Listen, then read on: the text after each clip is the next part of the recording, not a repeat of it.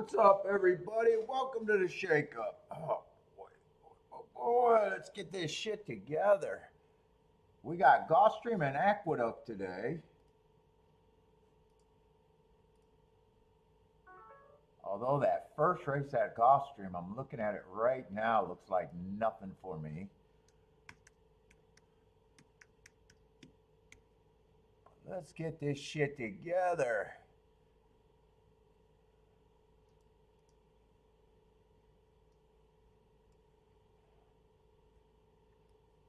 Yesterday was not a good day for me.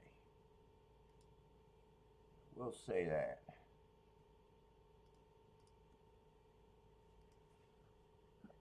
Let's grab these accounts.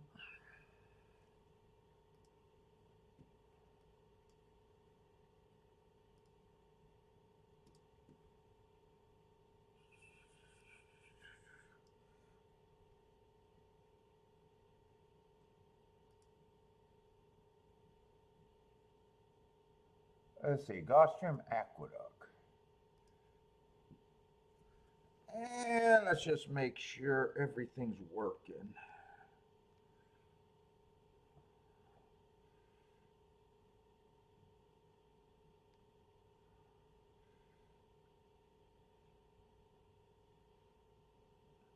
Yeah, it looks like it is.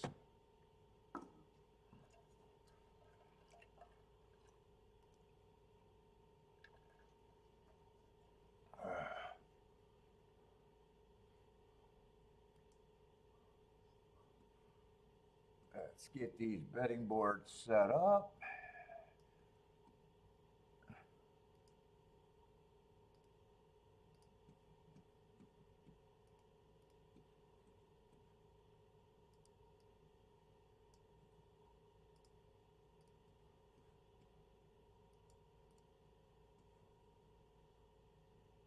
Ooh, starting out with some short fields, huh?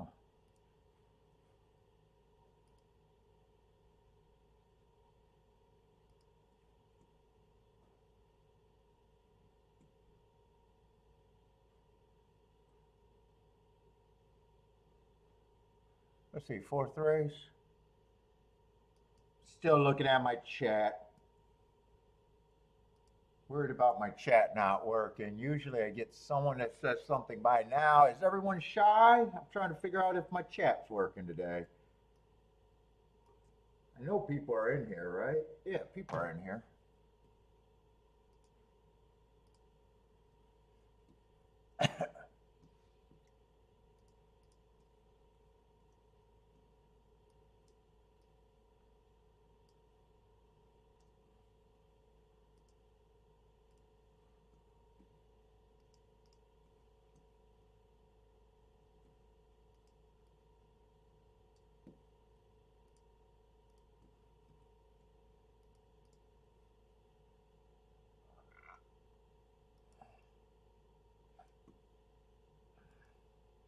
John, what's up? Making me not feel lonely right now. John, what's up, John?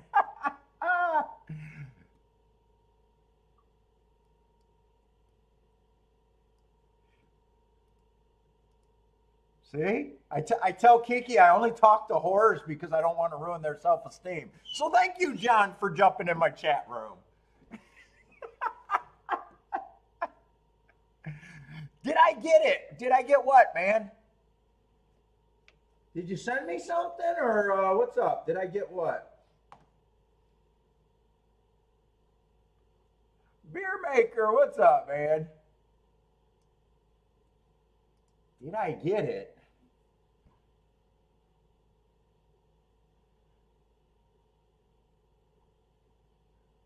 Oh, I am probably a little early.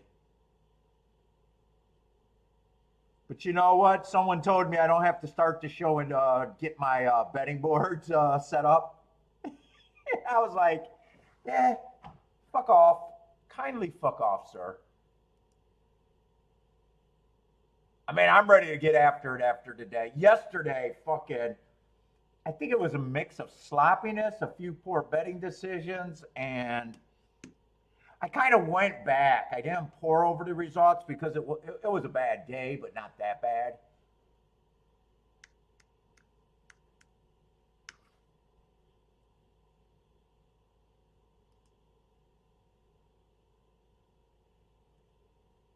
I thought, I mean, overall, I just thought I was a little sloppy and probably just questioned that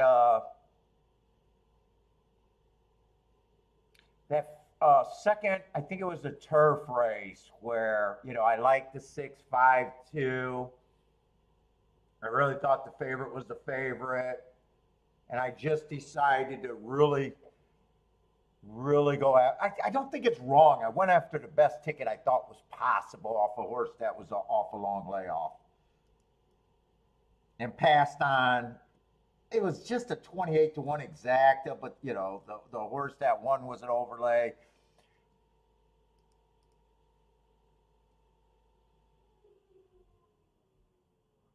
Oh, you're just saying. Oh, just the text from the chat. Yes, I find. Oh, there might have been a delay from when you typed it. Maybe I got what you're saying now. I thought maybe you sent me something on email or something.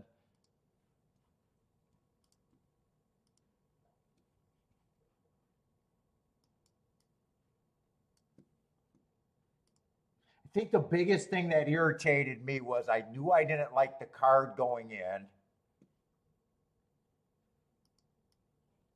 I probably didn't have to lose anything on the dirt races that I chose to play. That would have just left me with the 4 turf races. I sat out probably my best opinion. I kind of thought I shouldn't have lost what I lost on that card yesterday. Well, probably was what bugged me more than anything. But I don't play every day, so really doesn't matter.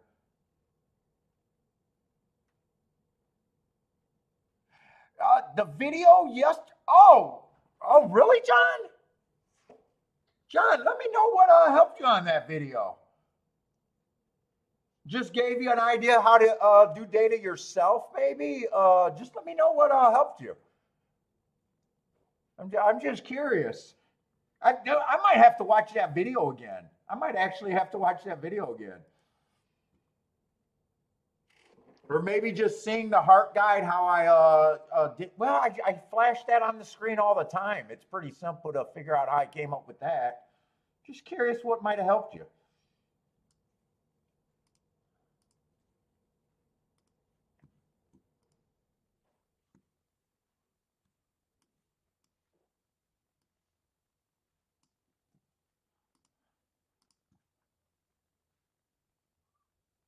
Took it down. Maybe I'll watch it again and see.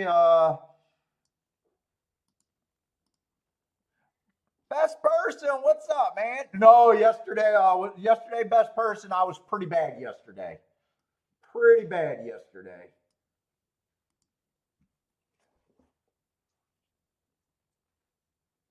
Marco Lou got the secret secret recipe for KFC. Yeah, I don't quite have that big of a trade secret.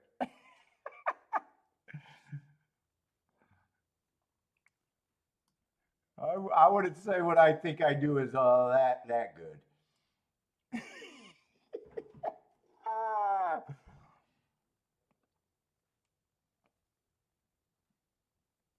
Okay, you started building a Turfway profile. I know someone had it right after the show, and I was not in a good mood.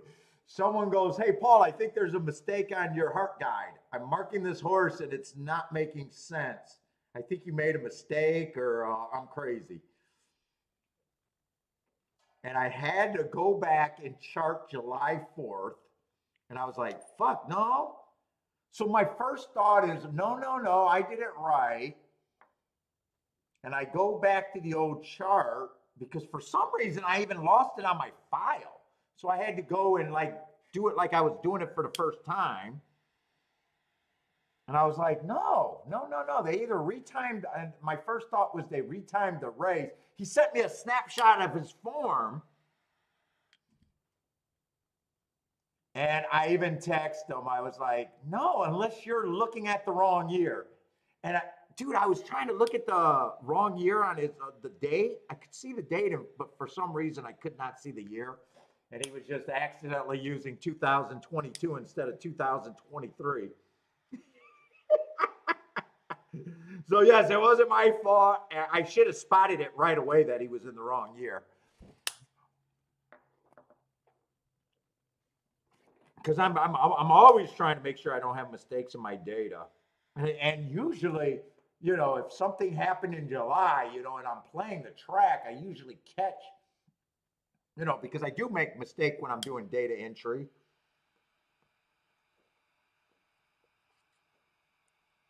But if I'm playing a track, the horses come back from July 4th out of that race, unless it was a one race sample and everyone went sour and no one really come back. Normally I'll catch it just by, having to mark up that track every now and then. So that, my mistakes, even though they happen, they usually don't last. I usually find a way to repair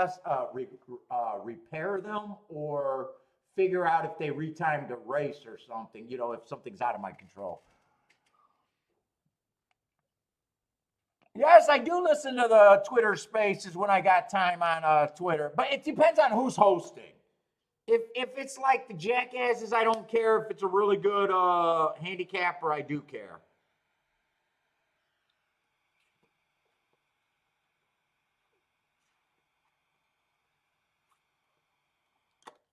I like it. ITP's been on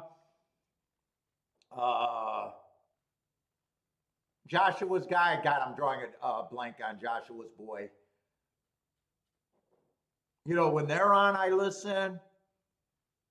If it's Swifty and fucking other moron, I could care less. I go on and quickly be like, yeah, I don't care. Nico, I like Nico just because he's funny. But not really for handicapping like discussion. A lot of them are just, if they're talking about betting theories, that kind of shit I like. If they're just handicapping a race fucking tomorrow, I could care less. Yeah, that's what Swifty and the other douchebag is. The jackasses. I do like Nico. He's kind of a jackass, but he's funny. I get his humor. I think his name's Nico.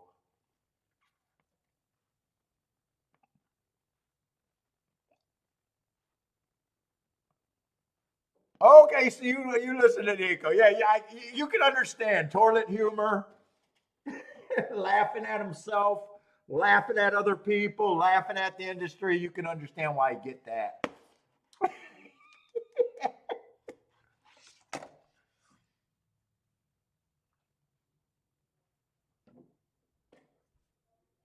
Dude, I remember after I started streaming that Swifty and Shoe did a trailer in Swifty's car. I don't know. He had a fucking, looks like a semi luxury car. Maybe it was a real luxury car, but kind of a luxury car going down, putting a trailer together, trying to make horse racing cool. And I thought, oh, these guys are gonna do a good YouTube.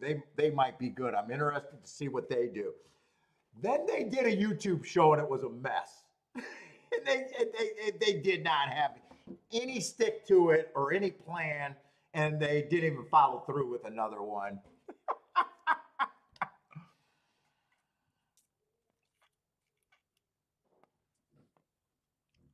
I was like, oh, these guys might do something. It looks like they're putting money into it and trying. And I'm always, dude, I'm always curious whenever I see someone doing something new because I would love it if I thought someone was doing a better presentation of what the game was than me. I would absolutely love it. I want someone to do a show that I could watch without a fucking. I know people probably scream at the channel about me.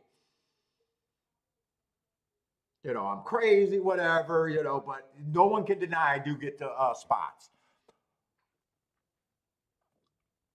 And fuck, I was watching a show last night and fuck it, dude. I just couldn't follow the show, what they were picking, why they were picking anything. I just couldn't, I just thought they could have did so much better. I don't know.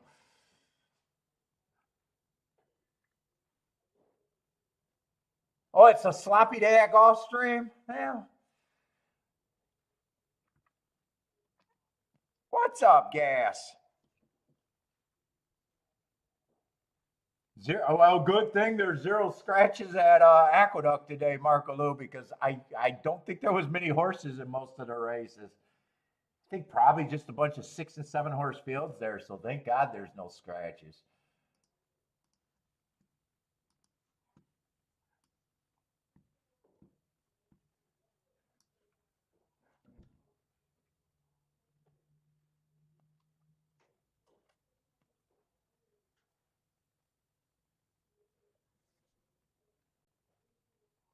It's Tamel season. What is Tamel? Does gas station go to the Paul spelling school, or is that a real word and I'm just too stupid to know? It's tamale season. Tamale maybe.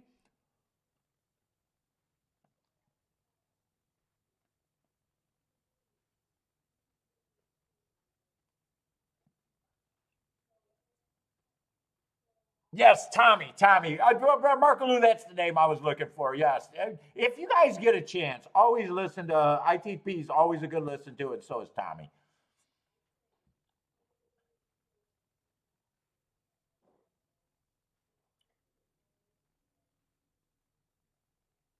And those are probably two of the seem to be biggest players that are like, trying to take part in social media.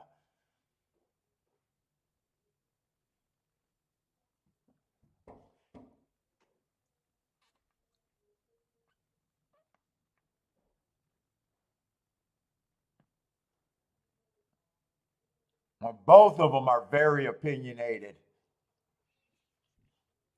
Little different style of play though. Both of them are two completely different styles of play.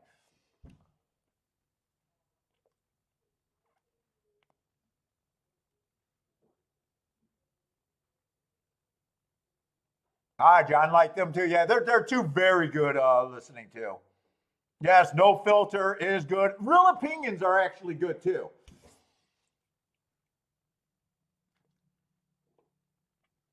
What's up, Matt Gray? I don't know. Tommy is it? Tommy is actually from Canada. He actually reminds me more of a Chicago guy. I think that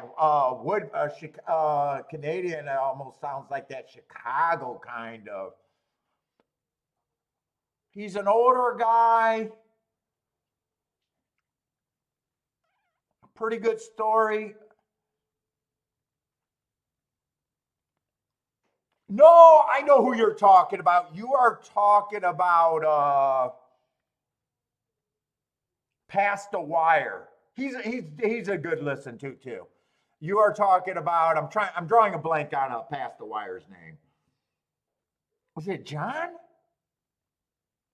Yeah, the New York guy that stutters. Okay, that's God. What is Past the Wire's name? Is it John?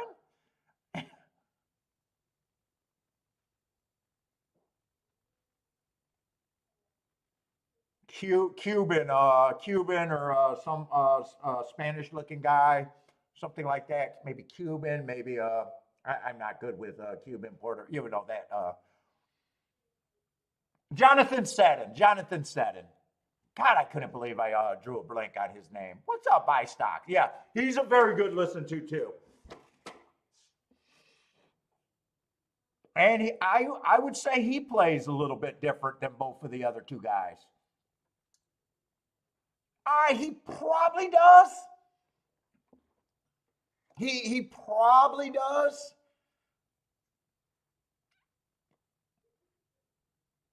I would say he tends to be playing nice and less quick to call out as the other two guys.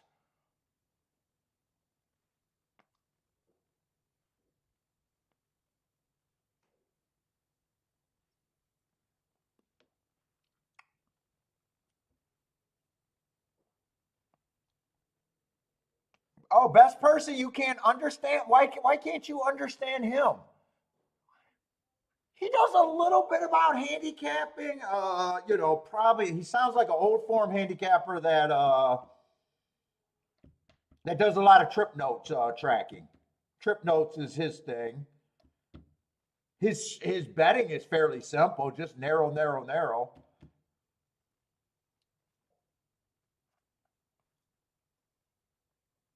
Oh, he could be. Remember, he has access to unlimited income. You could be.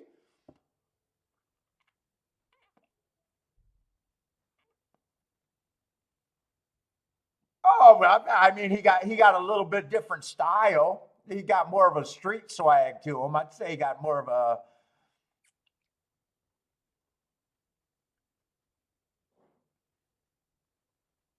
Oh, you think his well his betting strategy is pretty simple. You know, he likes one horse over three horses. He does it. He likes to have his handicapping is more opinion based. He likes to have a really good opinion. He likes to keep the ticket small. He doesn't like boxing. He refuses to box.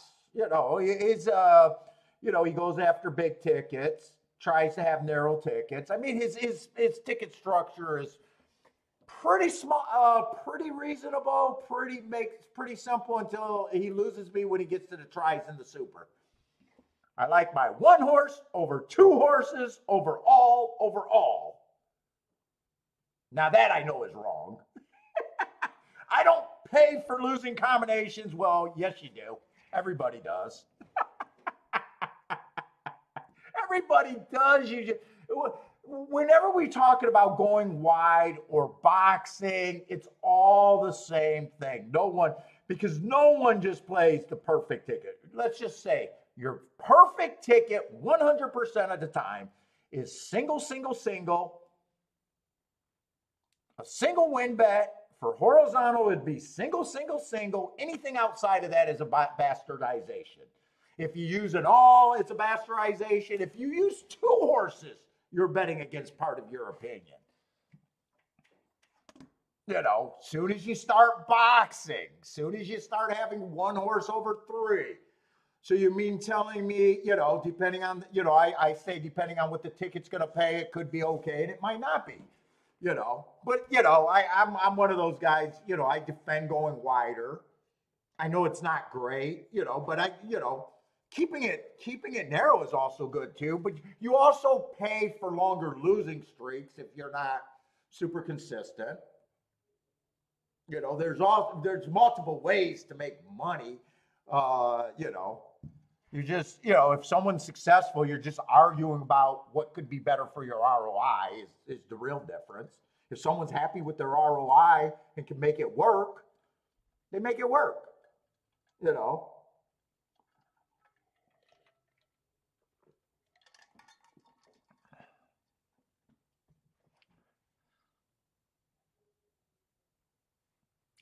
I don't think he's I don't get that from Jonathan that he buys every race. No, I've never got that best person that he's an all type of guy. Yeah, you might you're I don't think you're talking about the wrong person, but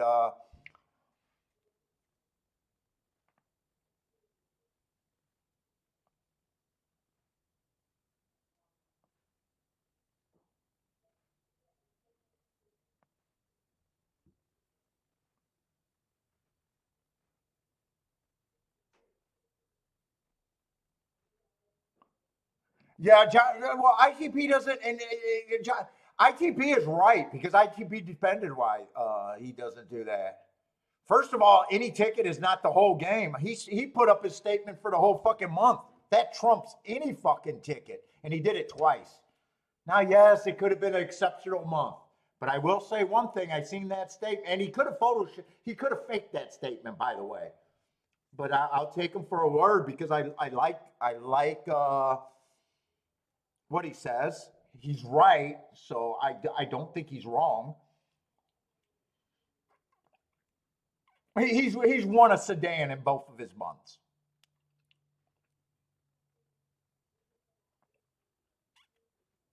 But he's like, you know, showing tickets is ridiculous. It's almost like when I said, dude, I can't prove enough. If I showed you my tickets, then you'll be like, okay, well, he's not a winner for the week. He hit that rate, but he's not. Then I show you the week. Then I show you the month. Then I show you the year. Then I show you my next 10 years. Then you'll say, well, you're not a fucking winner from day one. And it's like, fuck you. I don't care. If I had to release this, you pay me, Howard, to win. What's in it for me to convince somebody is basically the attitude. It's not any player's job. It's ridiculous anywhere else. You either like it, I play in front of you, and you believe, or you can take it with a grain of salt. No one has a problem with that. But if someone actually peeled back the door, that's what they say they were. Literally, you guys are wasting more money on your retarded kids to go get a basket weaving scholarship than what you could invest in horse racing and teach your kids right. I mean, seriously, if someone at that level, and it is all true, were able to teach you, they would have to demand Harvard wages. I'm sorry, they would. People send their kids to four-year universities that can't come out and do anything.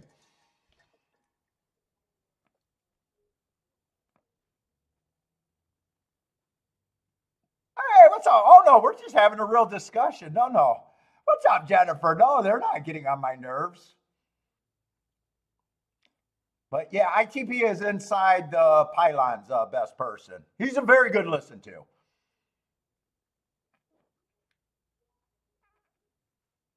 Yeah, CSM, yes, that's what I get from Past the Wire, Jonathan. He bets with both hands. He has a real opinion. He's not that much of an action player. He sounds like a form. I know he uses one of the sheets, but a lot of his edge, and I know he has a service about trip notes. He doesn't believe in boxing. He doesn't believe in value betting either. He's not really a value bet guy. You know, he's more, I have an opinion. I think my opinion's good. If the price is right, I bet him. If the price is wrong, I don't go to my second, third, fourth, fifth position opinion, even though I can make a score.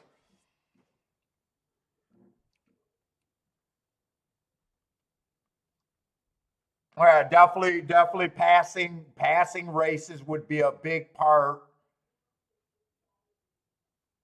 a big part of his game.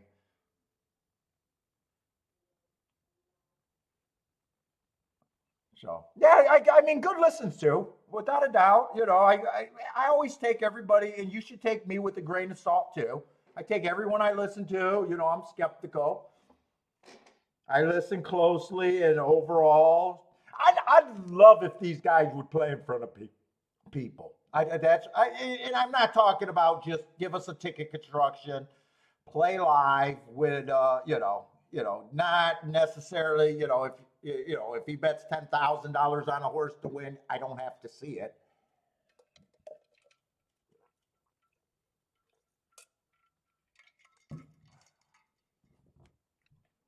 You know, but I would totally, I would love for them to play him for. I'd be all about it. Now I did see Tommy Hammer play in front of us, and he fell asleep on his lazy boy.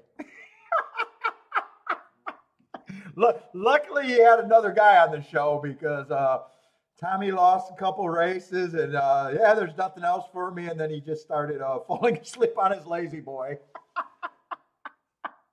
He's a character.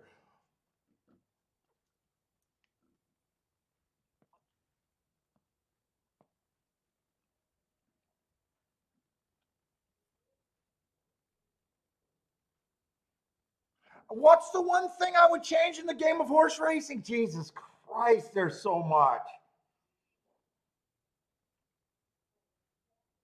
What is horse racing's biggest problem? I know everybody's going to say takeout, but I don't believe takeout is the biggest problem, honestly. I believe that no one honestly believes anyone wins at this game or is even capable of winning at this game. I think it's a branding thing. I think that no one has any idea how to go about it. I think people, and the other weird thing, I said it before, when you go to a casino, most people go to the casino and they might go once a month, once a week. There's very few people that think they can play a negative expectation game and be professionals, delusional players. But most of us people that go to the casino are like, I'm going to take whatever I take. Let's just say I go 12 times a year, right? I'm going to take $200 a year. I'm probably going to lose most of it. But the deal I'm making with the casino is I'd like to have, let's just say I take $200 a day, 12 days a year. If I could walk out with a couple days, $500 or more, if I have a chance, I take my $200, I walk out, and I can have a bigger weekend, do something. I think most people that are gamblers like that. For some reason, every fucking horse player on Twitter thinks you either got to be a professional. If I can't make a living, the game is crap. They don't have the same deal like people do going to the casinos where you can actually play, you can actually take a bit of money, and that's the first thing. But really, I think the biggest problem with horse racing is even though people that have been playing for 50 years don't believe anyone wins. I think that's worse than takeout. And I think the other thing that's so bad about horse racing is bad players are the biggest voice in the game, and it turns everybody else off.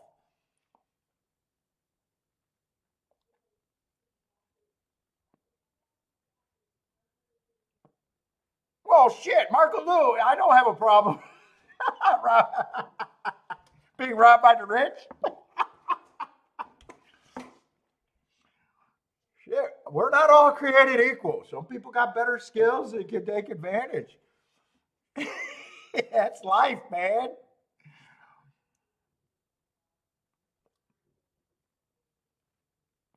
I mean, I love all these guys that said, "Hey, I could be a CAW," and they're getting. I understand they're getting unfair advantage, but I could do that if. No, motherfucker. If you could prove you're a winner on paper, trust me, you could raise $1 million or whatever it takes to be a CAW. But you won't. You won't.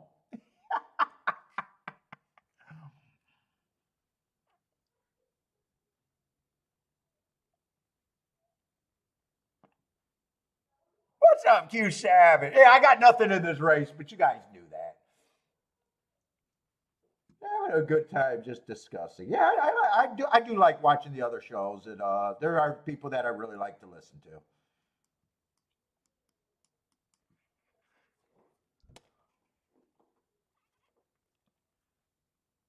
What's up? Rent is due. What's up? Need some boom. So do I. Yesterday, I was not completely happy with part.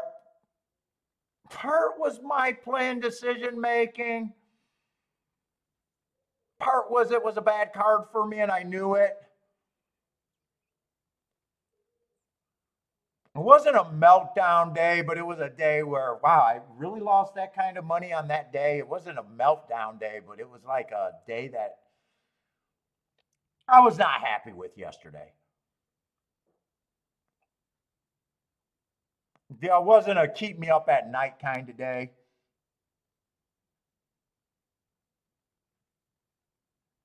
Yeah, they're saying they're slowing down. I think they complain too much about the CAWs, though. I get it. I get it. I might be wrong on that. I might be wrong on that.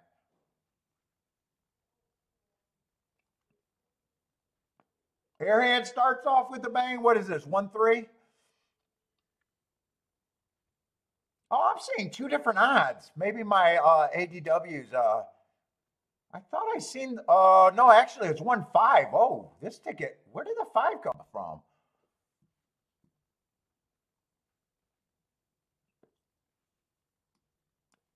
Oh, that's going to be a nice. Well, Right now, my thing is showing 6-1 and 16-1, but I thought I seen on the screen that the one was more like 3-1. So I got a feeling my odds did not adjust here.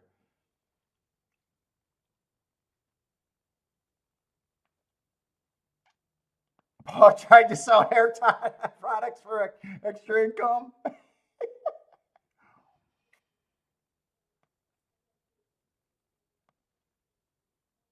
Oh no, it was 6-1. That must have just been my squirrely vision. Okay, I thought maybe my odds. Yeah, that's going to end up being really nice. So Airhand starting out with the big old boom.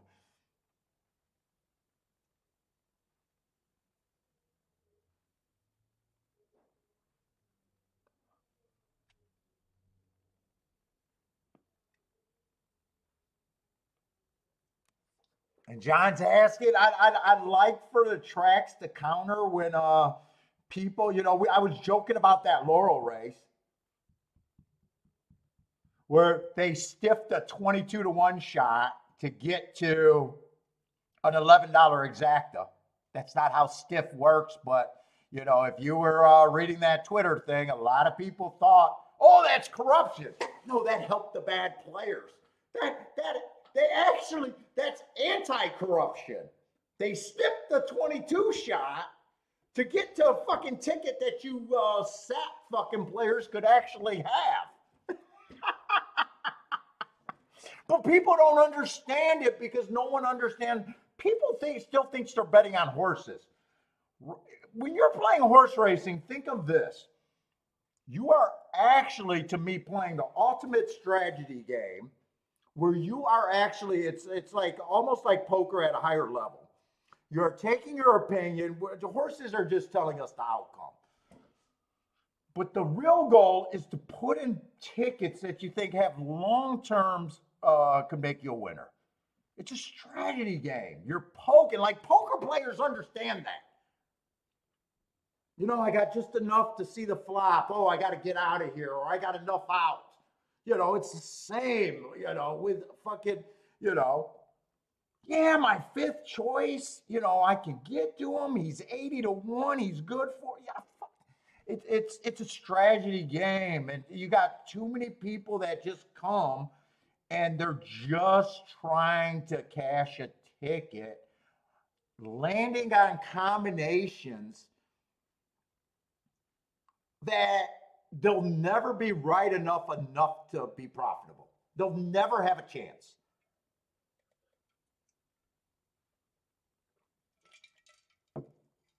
As soon as you start thinking of the game like that, yeah, I can see that. And yes, that probably has a better possibility, but there's no way I want that $11. Maybe you don't got to try to beat it as often as I do.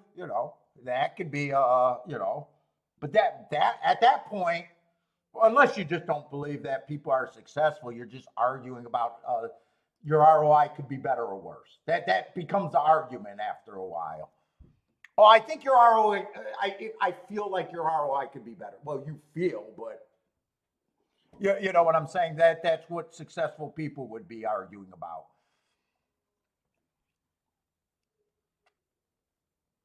Marco Lou, I am. I'm just not advertising. I'm getting people are asking about them again, all out of the blue. If you're interested, you're interested. If not, but yeah, they are out there.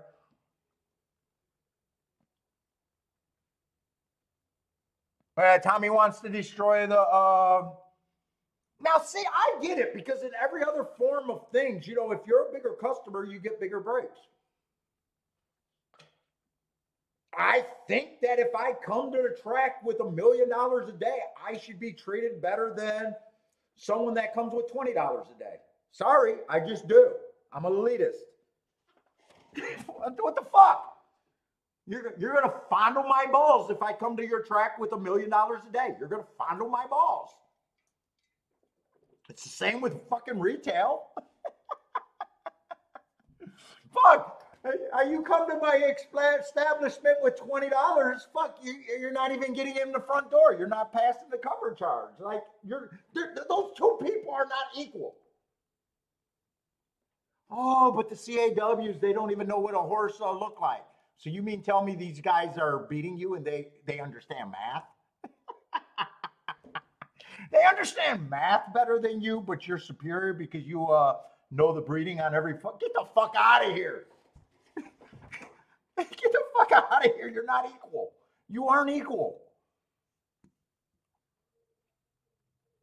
I'm ready to get censorship by my own people now.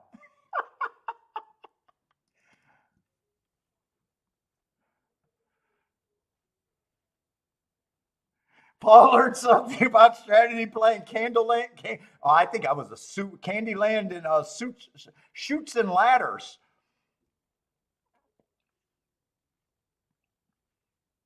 What's up, Attila?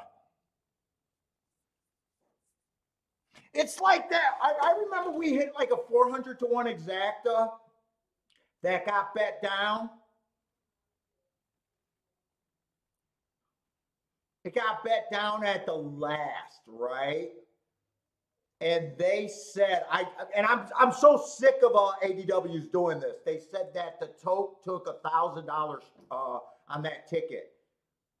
Now everyone assumed that was the CAW, but that's just the final tote. So that was coming from all different places because I know because I had it, Jonathan or Joshua had it too. So I know it wasn't a single ticket.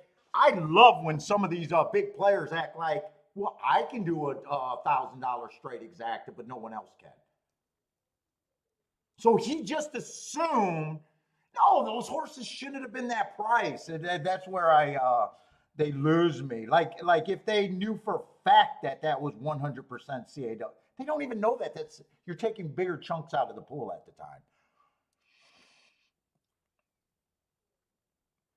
But he's like, yeah, but then when he does $1,000 straight exact, which I know he has, well, I'm just a player. No, you're not quite just a player, dude. Stop it. Stop it.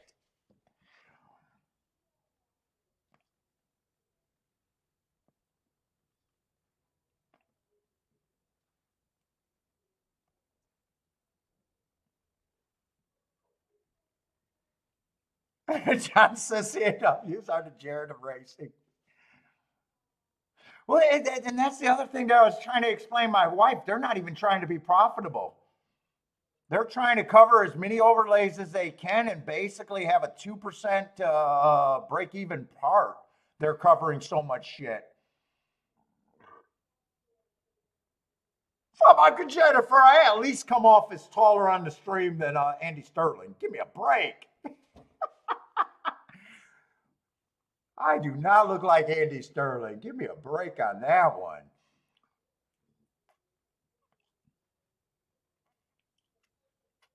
I thought you were my girl, Jennifer. Now I don't even know. It is in the house. I'm in a good fucking mood today. I'm in a good mood today for as hateful as I was about my plays yesterday.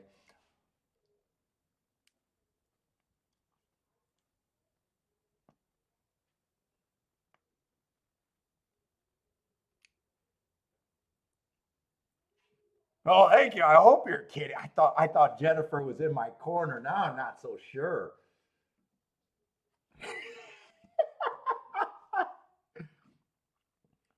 All right, we can handicap this second race over here at Gulfstream. Dude, I think I've been thinking that the outside's been a little good in stalkers. Let's get that's from yesterday. Turf sprints, I'm all about turf routes. I'm being conservative on the turf routes, trying to just figure out if there's anything going on there bias wise that I believe in.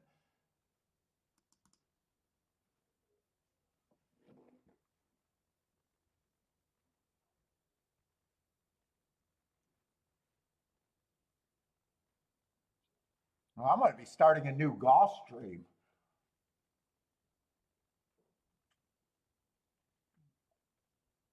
Last week, I got out of 12 races, they only wired once. For the meets, and remember, they put in a new turf track. Then they, raced on it for about 5 months. Then they disappeared for a long time, and now they're just now coming back. So the turf routes, I'm considering that like a new track where the turf sprints just looks like the old stuff, like nothing changed on the turf sprints. But I do have on the new thing for the entire totals 253 races, and speed has not been good, 20%. Stalkers are dominant at 58%. And closers are just a little bit better than, actually, there's not much difference between going wire to wire and closing. So mostly it's been a stalking track so far. Last week, I thought there was quite a few. Let's see, there was 12 races. 0 of them were run from the inside last week, and I got bad rail, bad rail, bad rail on 3 of the 4 days. So I'm not sure. We're only in for about. Let me add up. I'm not going to add it up, but I think there's only been 15.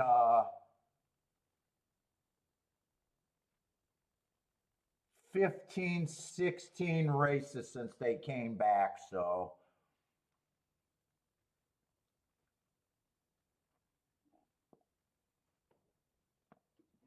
stalkers are dominant so far. Although, wait a minute, they're not on the turf right now. That's right. I did all of that, and I forgot that it's a swamp out there, right?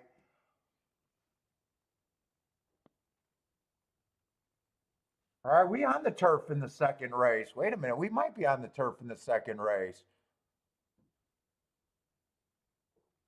Looks like it's saying turf off for only the 5th and the 8th race.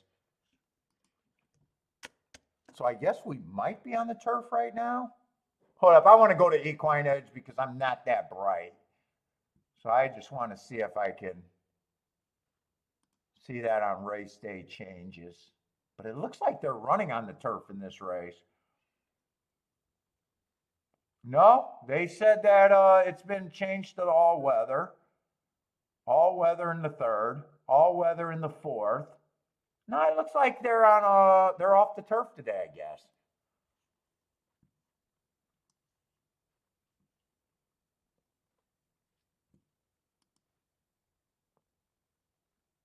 It says turf off, and then it says 5th and 8th race. Can't they just do that simpler? I think everything's off the turf. According to equine base, everything is off the turf. Okay, Jen. Okay, they're off the turf. Okay, so Twin Spires is just behind on that. All right.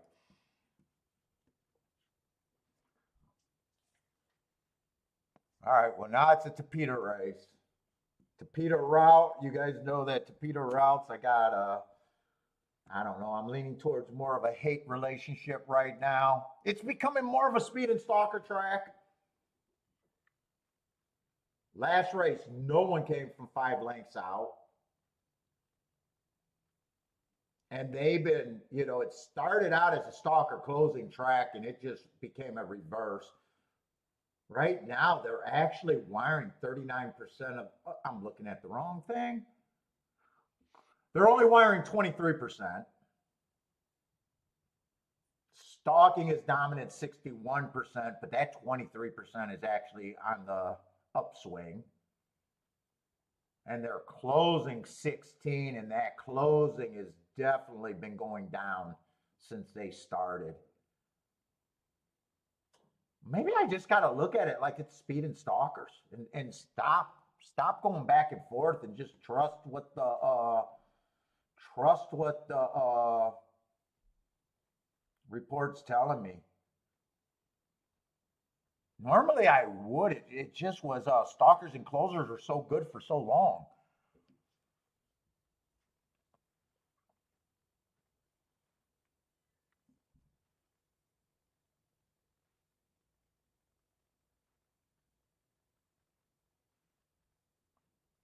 Two's a big favorite. Been off for a long time. Came back last race. Ran a decent race. Average, average, average on the front end. On a pace that you can go wire to wire. He lost, but there's no shame in getting beat by a neck.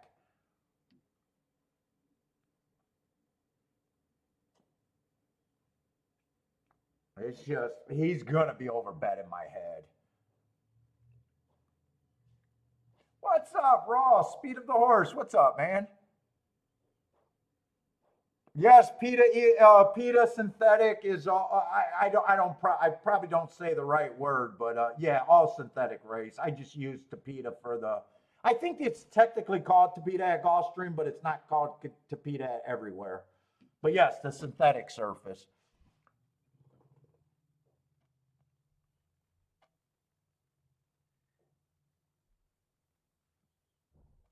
Oh, he was saying PETA, not PETA. Yes, I am not talking about the sick bastards at PETA that just want breeds to go extinct so no animal suffers.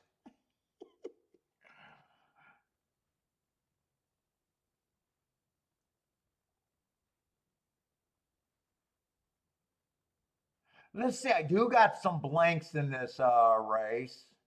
I don't have marks on the 4, 5, and 6. 4 is a shipper, and 5 and 6 have just been off layoffs, and I don't keep marks going back that far.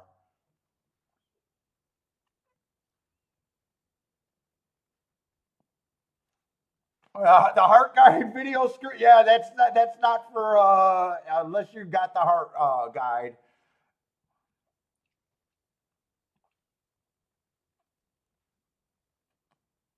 But that's not like a general handicapping video for everyone. I got some of those out there, not too many of them that are more for everybody. Oh, and I don't have marks on the 9 either.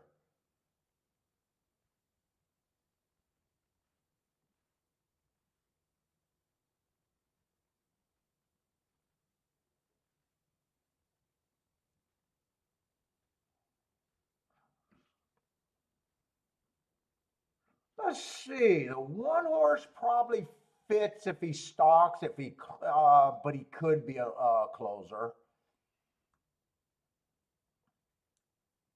I don't mind his last race. He was more of a closer that day. I got that it was stalking day and he was in position at the top of the stretch. Actually made a move into there, just wasn't good enough. God, man, my wrapper is like cracked to shit here.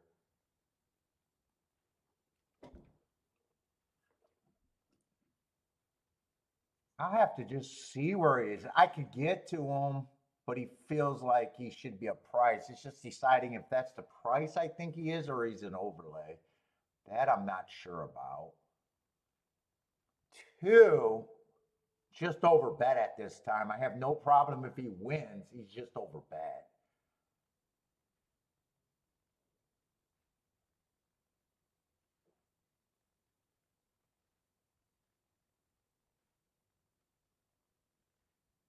Three, I definitely don't mind. Three's probably going to be an overlay. I like him going too fast to win 4 races ago.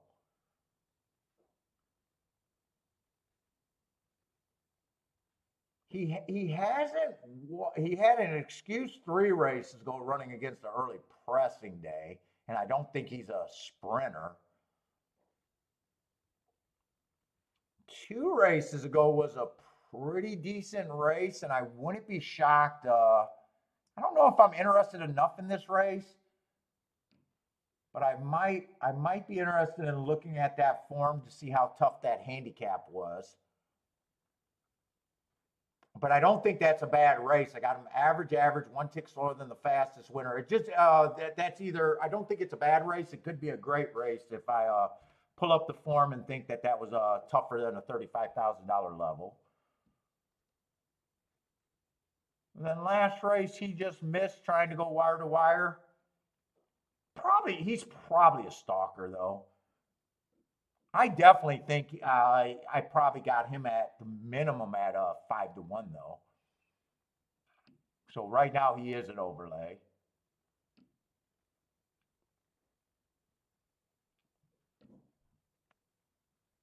I really don't know what to do with the 4.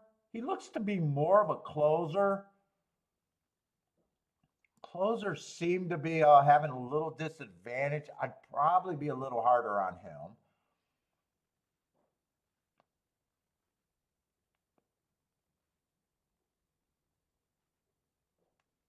Six hasn't raced for a year.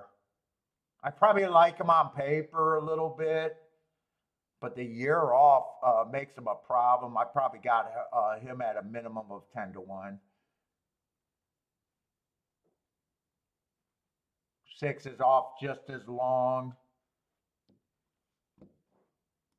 I'm probably even harder on him.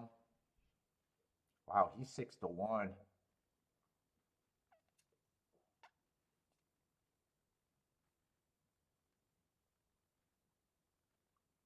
Did I do that on the wrong horse? Oh, no, I did it on the right horse.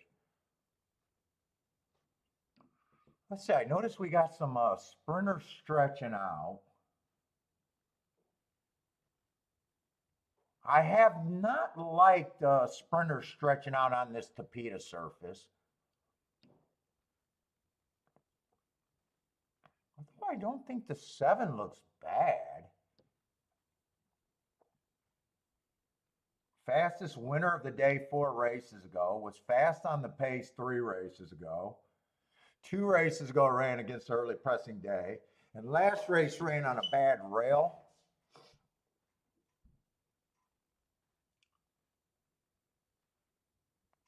But if he, with him being a sprinter stretching out, he might be on the front end. Same with the 6. Or I'm sorry, same with the 8. 8 I would be a little bit harder on than the.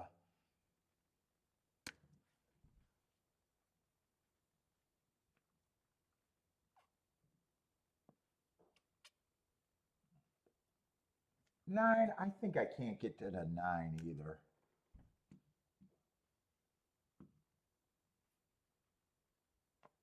God, my cigar is like, I don't know why the leaf is So I think the 1 gets points, the 2 gets points.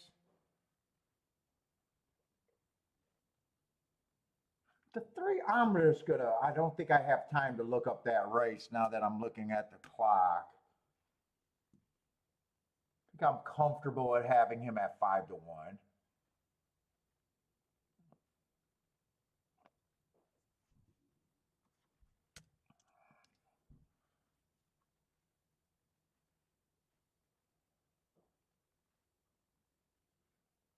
Five's biggest problem is just that layoff. I think with the layoff, I gotta just be at 10-1. How many points I got between these 3 horses? 23%.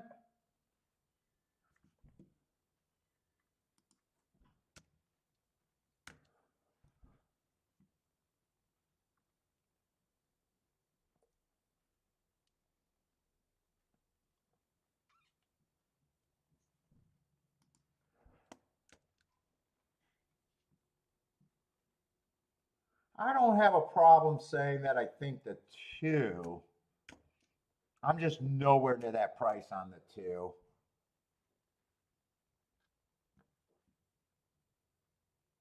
Do I really think that 1 is 5-2 is the question. That's how much.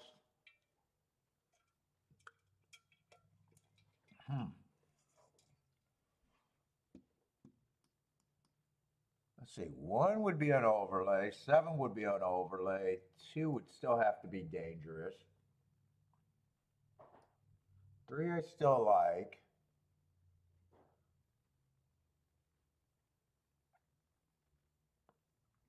3 I would not consider for a win at those odds.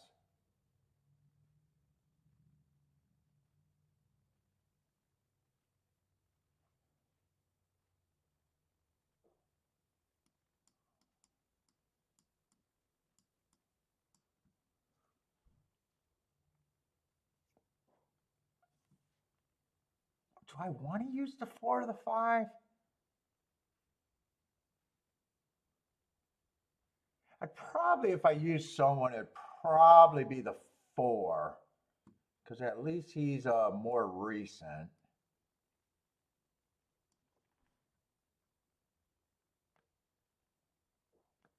Do I like that? Let's see what else I think I can do, if I can even do anything here. Oh, 2-1, I want no part of 2-1.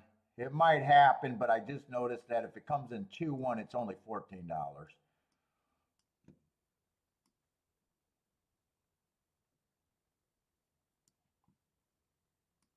Could play a 1-2 straight, but I might do a win. Right now, I'm not sure. I'm probably sitting out, actually. If I did the win ticket, I probably don't do this, though.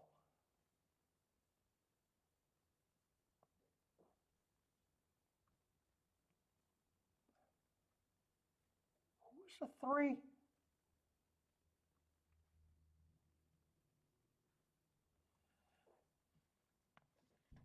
I think I like 1-3.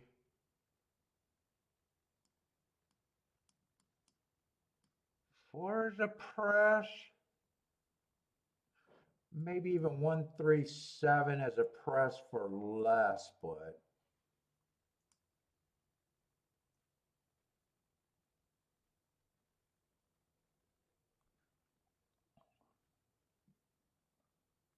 I think I'd be somewhere around. I think that's where I'd be at the very least, somewhere around then. I am sitting out this race. I got an opinion here. I just don't know if I completely.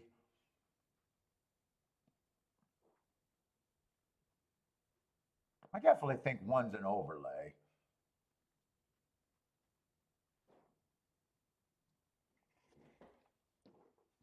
Five, I was just worried. 5 and 6 would have got more points if I wasn't that worried about the layoffs. So I would have no problem if either of them win. Maybe yesterday I was a little worried that I got suckered on that horse that I liked. That I think he just needed a race off that long layoff. Let's see, they're going 24-4. 8 and 9 have the lead right now. That is a pace where they can go wire to wire.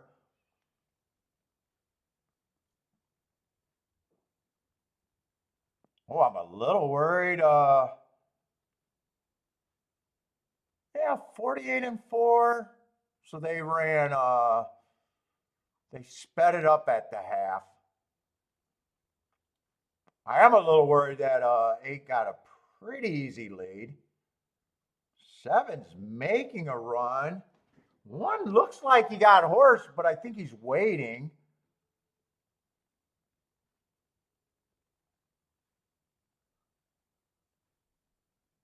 One's quickening, so is the 7. It looks like I had a great opinion, wrote down great bets, and I decided to sit out. Pussy, who's a little pussy? Kiki, you want to touch my vagina? Come and give me a quick lick. I want to know how it feels with a tongue on my vagina. I'm a little pussy.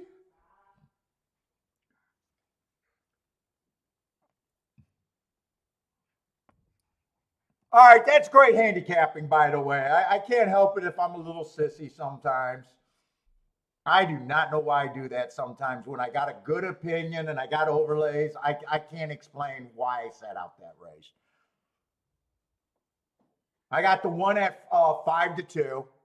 I'm only getting 9-1.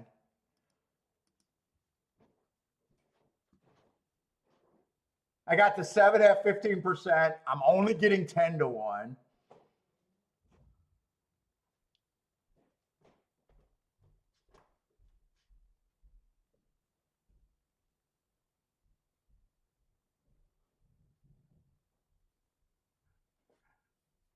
Long shot, Louis. That was funny. It's pretty bad. It's pretty bad to sit out when you have an opinion and the math. That I don't understand why. I don't understand other than I was looking and they were loading. Where I didn't say I'm priced in and I got a bet. I don't understand why that did not happen. Aqueduct Duke, nicely done. You played it. You played it. Nicely done. I did the I did the legwork for you. Nicely done, man. Congratulations for having, I guess, more faith in me than I did. Yeah, it's great. I am proud of good handicapping. Just, we get the horses like that. We don't have a problem. They're always going to come back. I'm going to look at it like but in a way I can defend it. In a way I can't.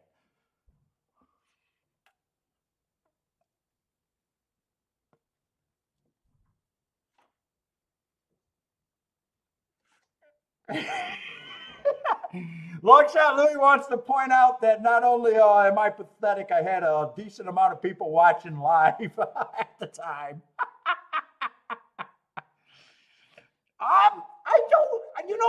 I don't know if yesterday bothered me because I was having a great time early on the show. I did not feel, I don't feel pressure. I honestly don't feel pressure. I have been trying to stay away from some of the Tapeta routes. I really don't know. I can't explain sometimes why I do what I do. I'm just going to say that was a great. I don't think the ticket construction was bad. I don't think the press ticket, even though I would have said I was playing this one for less. So that would have been less. That would have been more. This would have been more also.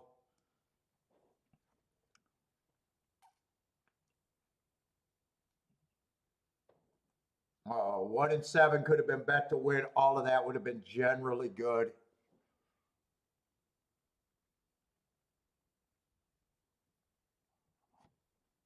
Uh, I had the second and no, I didn't. I had a great opinion that race and didn't bet it. I had the second and third place horse, the 7-2, 4-1 over to 30-1. That eight horse would have beat me.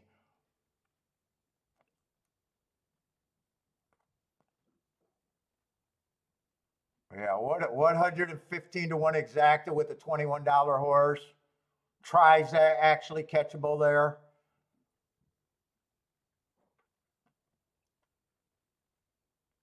I guess I can laugh at myself there.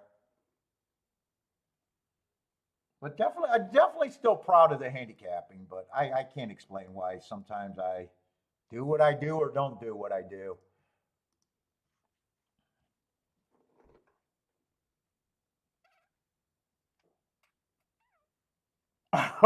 Marco says people don't have to worry about. Yes, I don't have to worry about my balls dragging on the floor today, I guess. Or plopping in the toilet when I sit down. I do not have that problem. No clock waits after the first race. Rex says that's okay. He's laughing. I can't explain why I do what I do sometimes. Although for a handicapping show, I'd say I wrote the tickets down, knew where I'd go. I.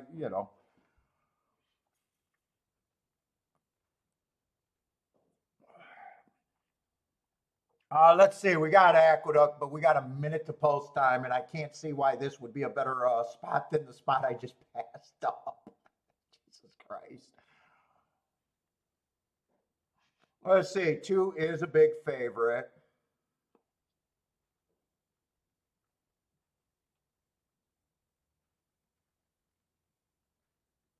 Two races ago, I do got him running against the speed favoring track. I have no idea where his speed went that day. That's an excuse. He comes back, runs a nice second. But One quarter, or however you say that, 1 to 4 is never an overlay. Shame on anyone deciding to go get a win bet at this time. Even though I can't legitimately find a reason to want to be in this race to try to beat them, the horses that ran all look pretty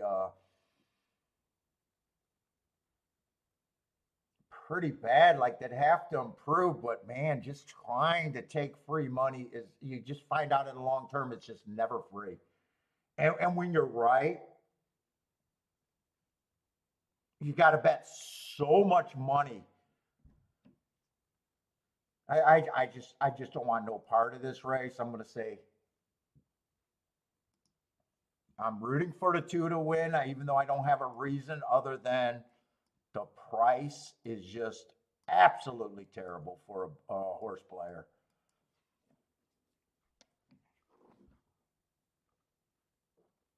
What's up, Mac and Company?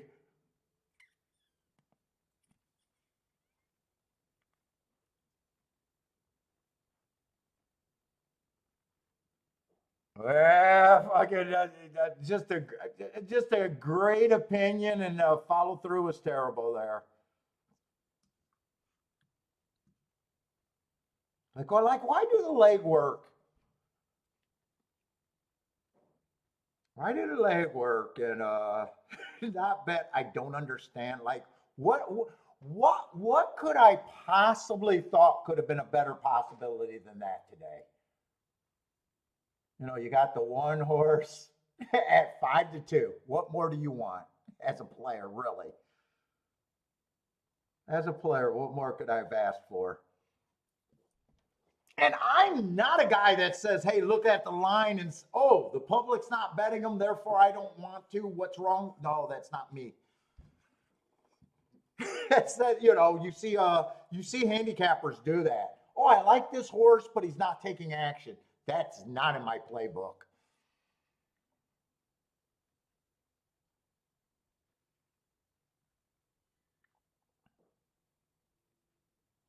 Let's see. 2 and 1 are dueling on the lead. 3 and that other horse are close enough.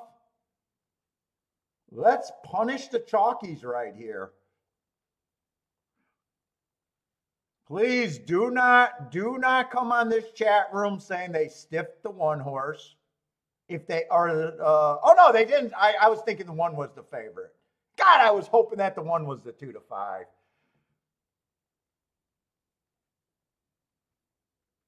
We do not want to see the chalkies. The chalkies are going to get rewarded. I was when the one was falling back. I got confused and was thinking the one was the 2 to 5. Nope, the 2 to 5 or 1 to 5 or whatever won the race.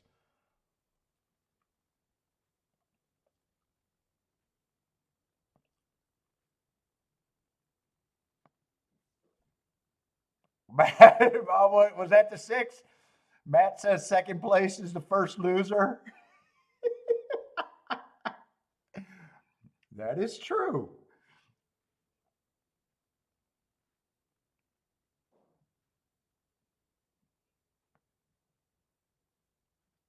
And I doubt it if 9 to 1 is enough to help the exacta here. It's really hard to help a horse at 1 to 4.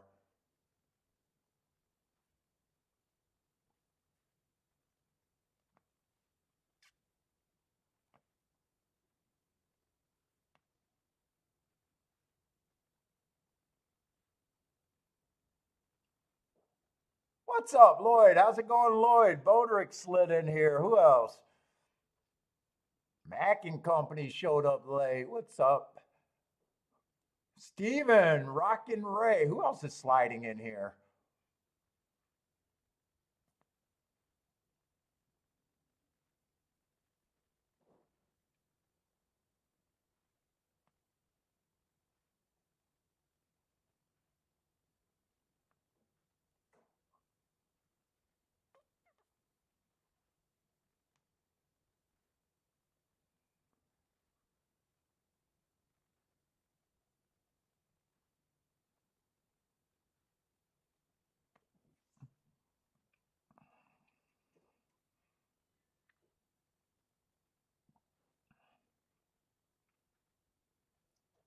Oh, I met a greyhound. I think it was a greyhound the other day when we were dropping off Bentley.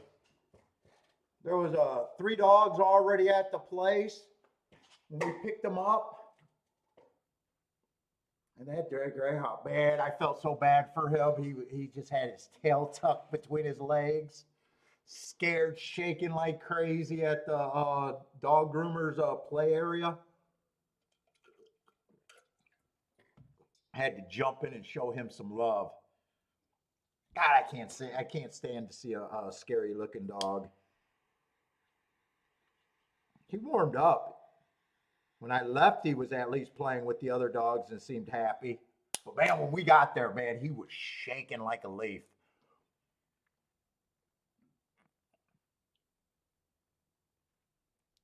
Might have been his first time there.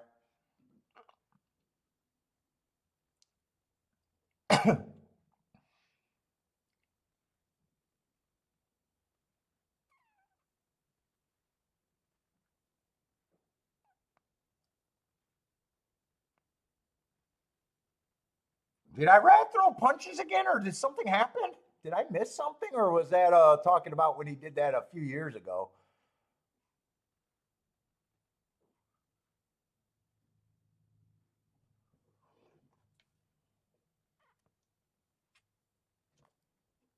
All right, we got 9 minutes to Gulfstream. What's up, Mohinder? Black and toast is your favorite? Is that here? Black and toast?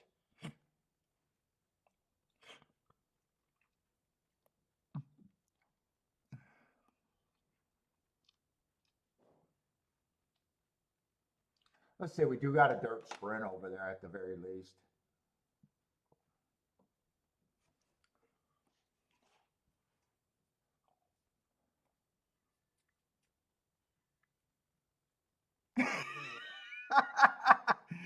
Well, I'm not a cheapskate. I'm a child. That's why I haven't made it to Gulfstream. I can't arrange nothing myself. Kiki's supposed to be my travel agent, my representative. And all she does is book her own trips and keep pushing my trips down. I think she got another trip planned.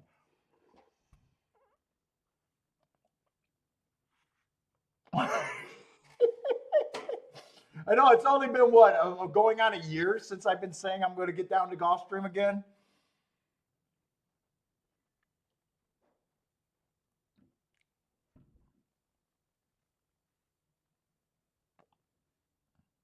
Well, Jennifer, I just might have to get you connected with fucking Kiki directly.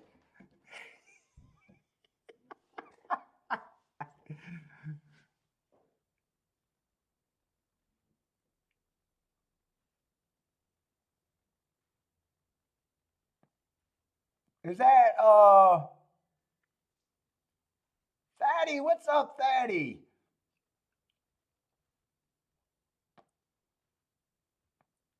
Filippo, maybe? What's up? We're gonna do Gulfstream right now.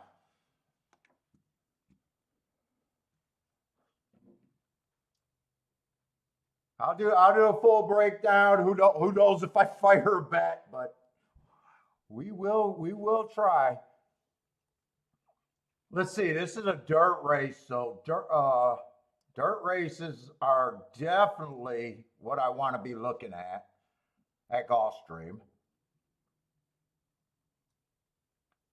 The inside's generally good there. We got rain, so we haven't seen a dirt race yet. I haven't really seen the track to see what it looks like yet. As far as the dirt, but generally we want to be on the inside, but I always got to worry about if the rain change. Usually when it's wet, it stays what the bias usually is. It's when it's drying out is when sometimes it can switch greatly.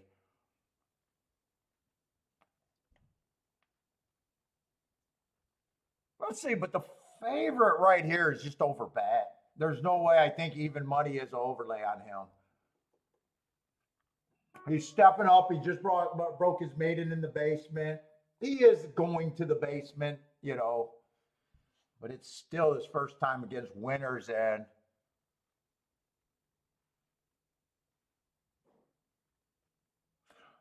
four races ago, I got him just average slow. That would have been the slowest pace of the day. So I don't think that was as bad as what it sounds like when I say average slow. He ran second.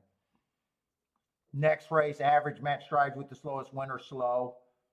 Comes back, runs against the inside bias. And then last race, he finally wins on an early pressing day, just being average. I have no problem if he wins. He's just, I'm not getting overpaid. I'm paying retail at the worst.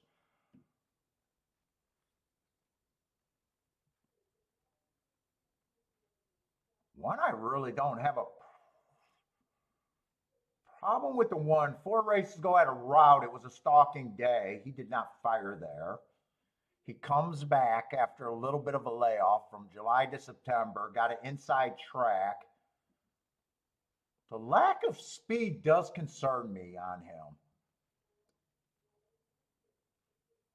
But I do got him running against the bias that day.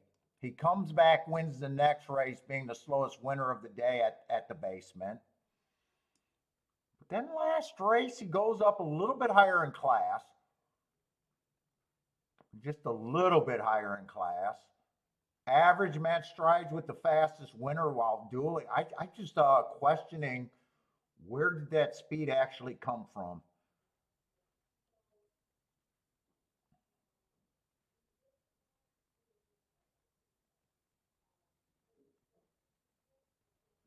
Two I got running against the speed favoring track 4 races ago, chasing the slowest pace. He would have been at a real disadvantage if I'm taking my notes.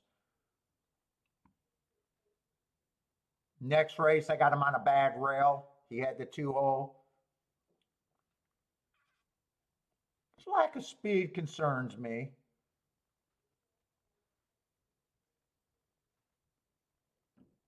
Three, I like the marks on a closing day, going too fast to win my best marks, but I don't like routers going into a sprint. But I probably got him to where he could at least be an overlay. He's definitely interesting at that price.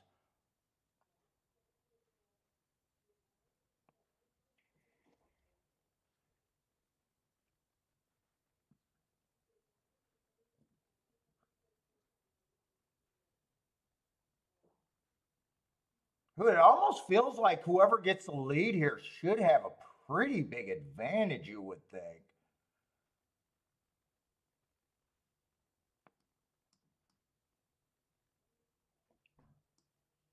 Five probably gets points on my betting line.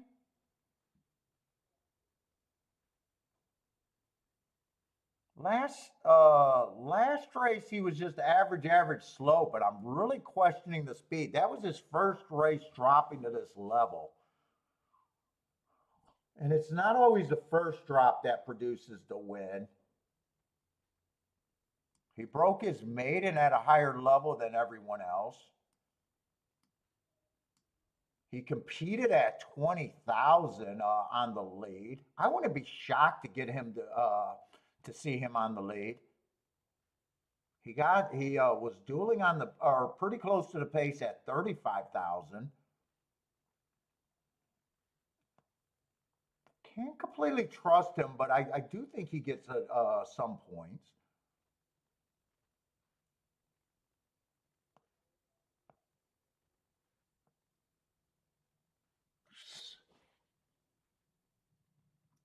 Six, I'm going to give him a low percentage chance, but he's an overlay at the odds that I'm giving him.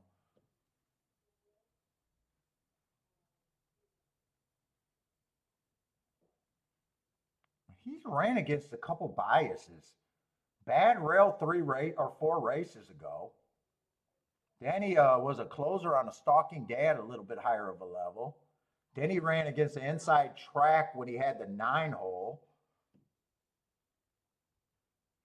He would be a little interesting at that price.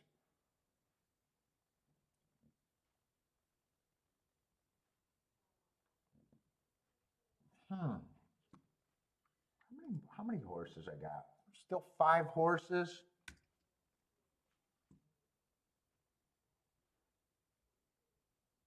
And then 7 ran on a bad rail 2 races ago. I think my first thought is whoever gets the lead here should have a pretty big advantage.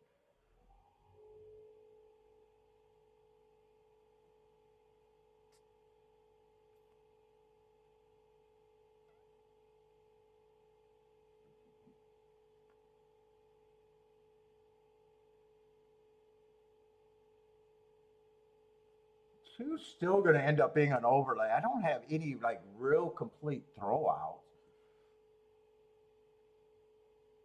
3, I like them at that price.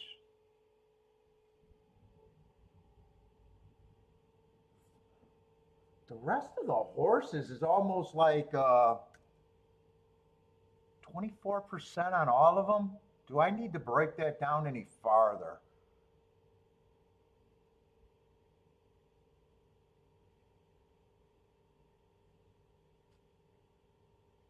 I have no problem if the 1 wins. I have no problem if the 4 wins. I just think the 4 is over bet, which is a big problem in a betting game.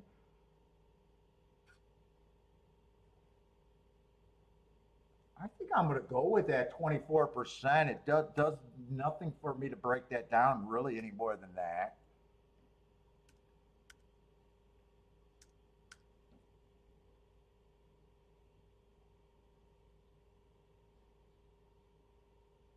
So that makes 7 a little bit of an overlay, but not enough for me to do a win bet.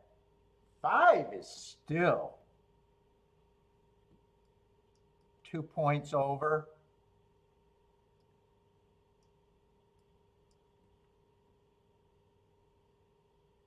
Four's over bet. There's no way I got him in a win bet. 3 is still interesting on the inside.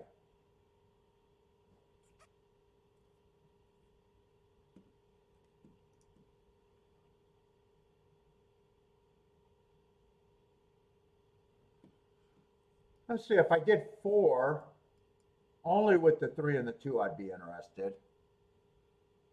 Or actually, 2, 3, 6 would be all I'd be interested there.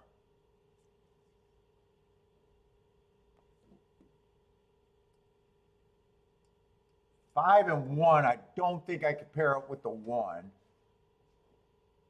But I would want 1, 5, 3. I'd probably keep that more narrow.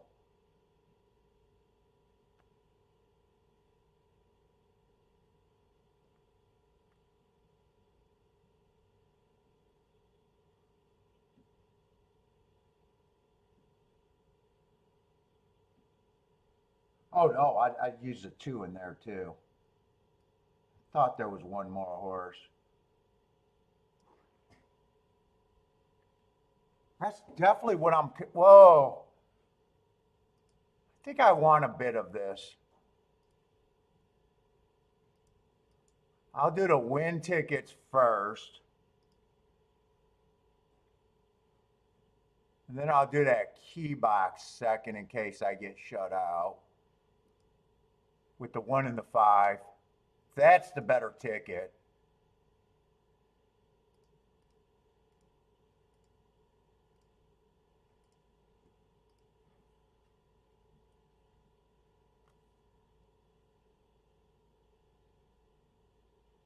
And then I'll do the 4 on top instead of turning that one around. Oh, I did not get any of this ticket in. I wasn't going to key box that one. Let me get rid of that key box.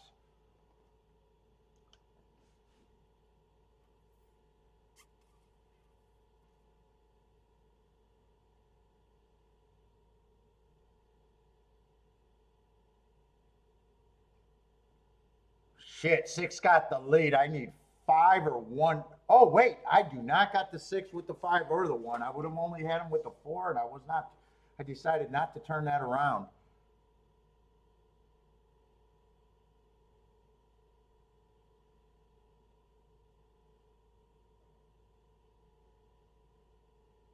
Shit, I wanted the 5 to run. Come on, 5. Because I think 1's going to win. Come on, 5. Dip to the right. 5's not really coming, is he?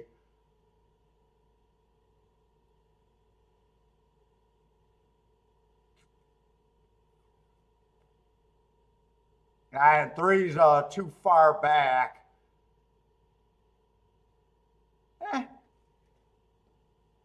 Could have put a win ticket on the 1. I chose to do it on the 3 and the 5. 1 4s. I don't think that's playable.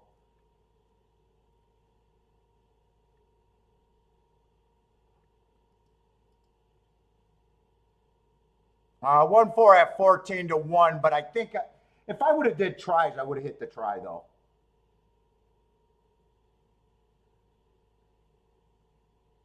I could have just beefed up that exacta. The only reason I don't have the 4 in the exacta because the 4's exacta is shitty, so it'd really be the try that I could play is nothing but that.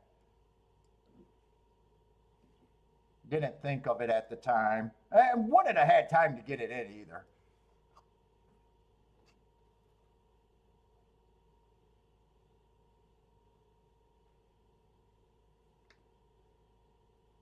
Let's see, Philippine. Am I saying your name right?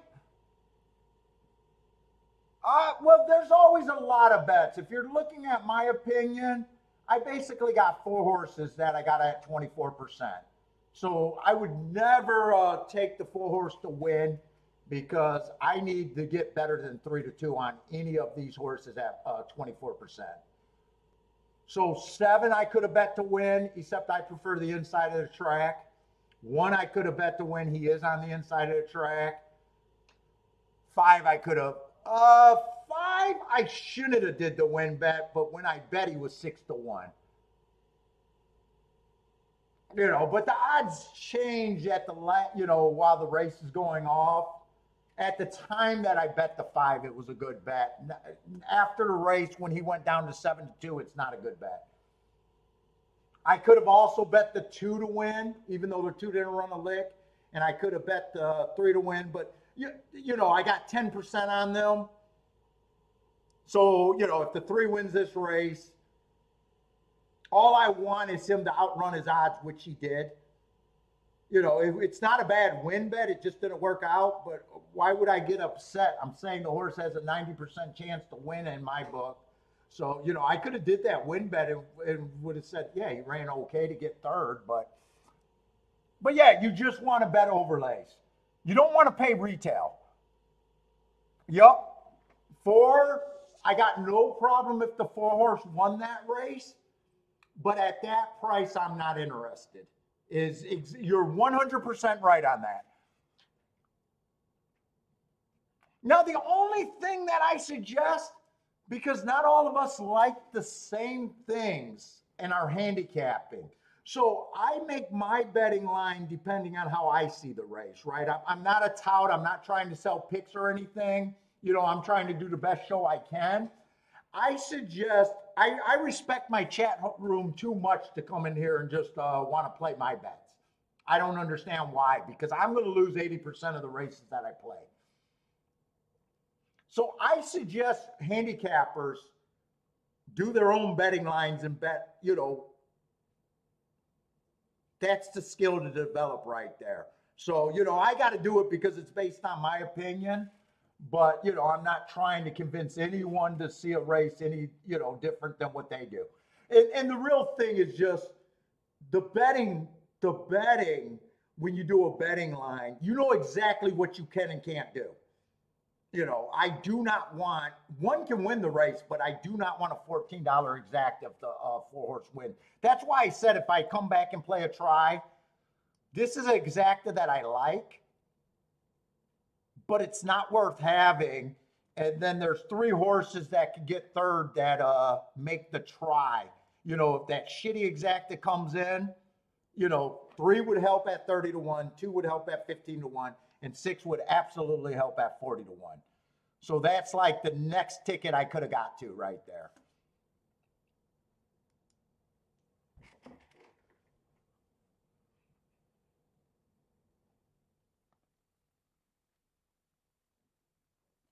doing, there's a lot, you got to remember, Filipino, there's a lot of theories and there's a lot of bad players. I've never played on Betfair, so I imagine you're talking about what the, what is it called? The thing where people can offer bets and stuff.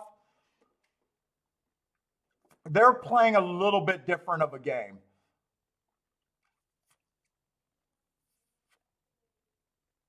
So obviously you're a new name, or first time I seen that name. So I believe in not, trying to put the best tickets you can together and not paying what I call as retail.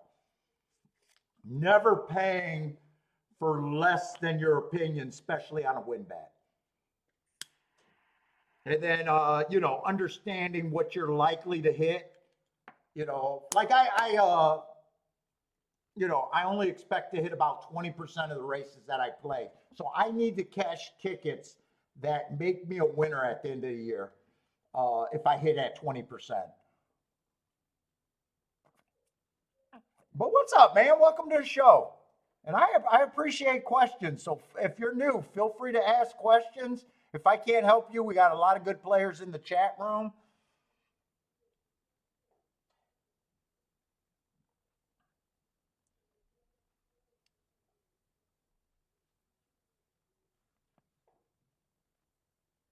Well, yeah, and I'm going to be completely wrong about my betting lines sometimes too. There was a race yesterday where I used basically 6 horses to get alive in a pick 3 and lost miserably. So, it's just horse racing. You want to approach as a long-term kind of game. If you're good, you should be better than the variances.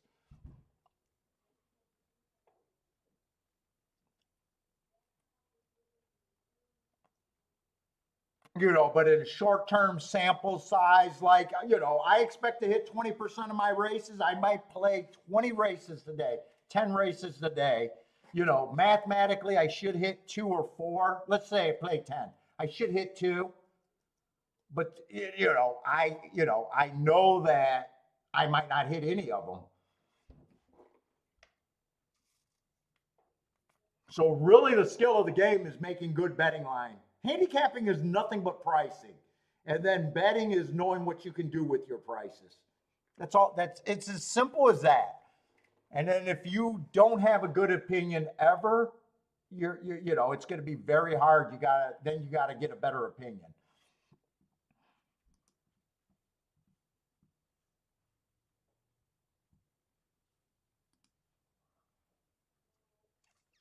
But definitely, love having you on, and feel free to ask more questions. Feel free. And that try would have been good at $55 for 50 cents. Let's see. Aqueduct looks like it's 0 minutes to pulse, so I'm not going to be able to do anything at Aqueduct. Not doing any rushing today. Another thing on this show, we won't fake opinions. If there's nothing there for me,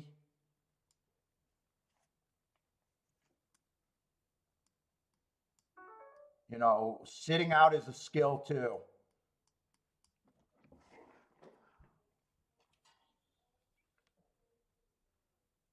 And I don't know about overseas, but I don't even like using the public's handicappers betting line. I think each handicapper should make their own betting lines. Because you don't know what that guy likes. You don't even know what his goal is.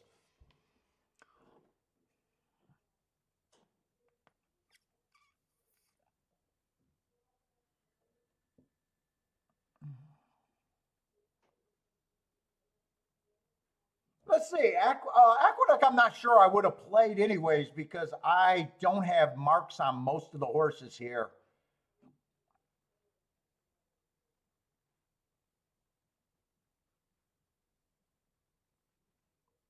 Although I do like that 5 horses race. I have no idea what odds he's at or where he's at. But that would have caused a little bit of interest, and if I had time, I would have looked up his next 2 races.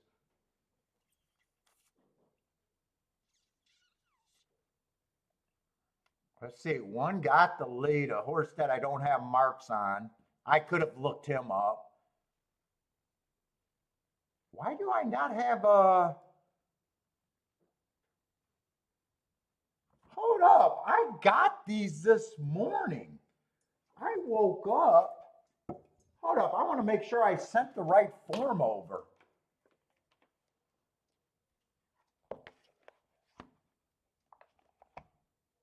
I might have sent the wrong form over.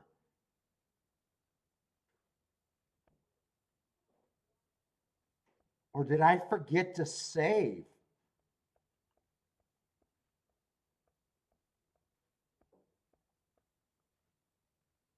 No, that was the right form. You know what? Maybe when I scrolled, maybe I missed the second race because it looks like most of the other horses I got marks on for the rest of the day. So maybe I didn't start at race 1 today. Maybe I scrolled past that. For some reason, I should have been able to look up this one horse. I can't look up the 2 and the 3. I should have been able to look up these 2 races. Huh. I don't know. Somehow that was an oversight. I even woke up this morning and tried to get the form completely done.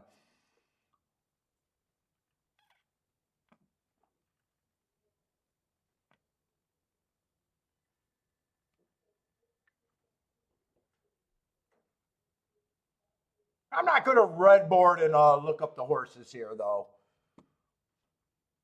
It's just a 9-5 winner. If he was a price, I would have wanted to look up those marks and waste some time just to see if I could have got there. But he was a favorite. He was also dropping in class. There was some things to like about him anyways. That's going to be exactly that I wouldn't have wanted anyways.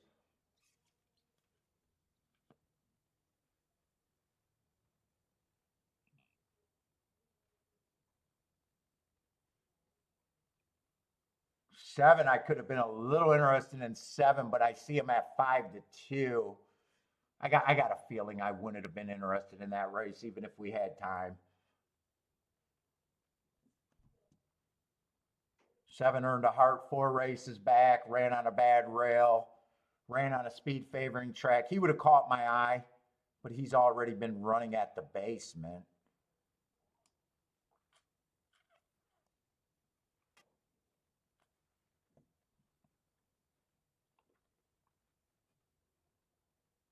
Just curious what the price was on the 5. I know the price on the 5 didn't run a lick, but those Hearts 3 races ago did catch my eye, and he is dropping in class. If I would have bet that race, it would have probably been 5 first and second, with probably the 1 in the 7.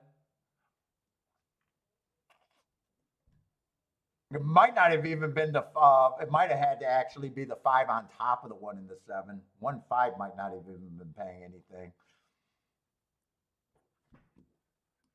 Or if nothing's paying, I might have liked that and still not have played that. So,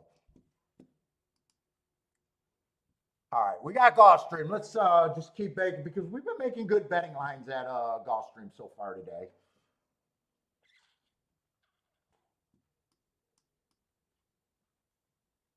And the inside did win over there at Gulfstream.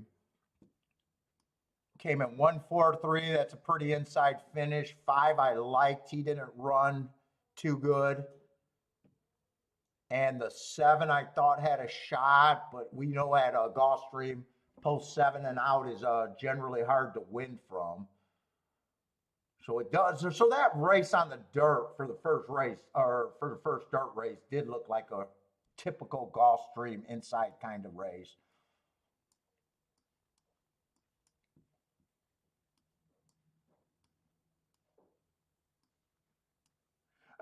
Well, Betfair, is that exchange wagering? That's the word I was looking for, exchange wagering. I think they're allowed to do exchange wagering. We don't have that over here.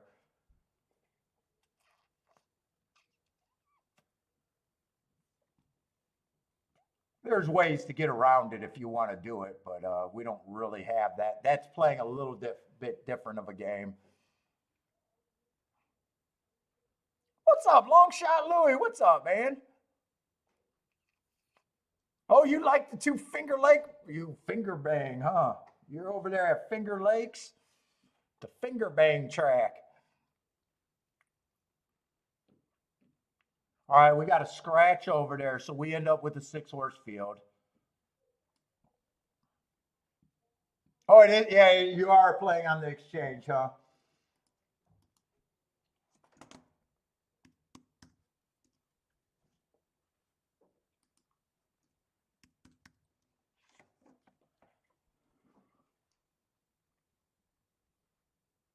Jennifer wants that over here in the States. I go back and forth.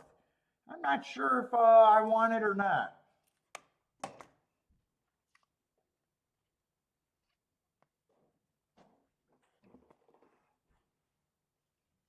It was definitely different. I never even tried to do it, even when we could play on Betfair.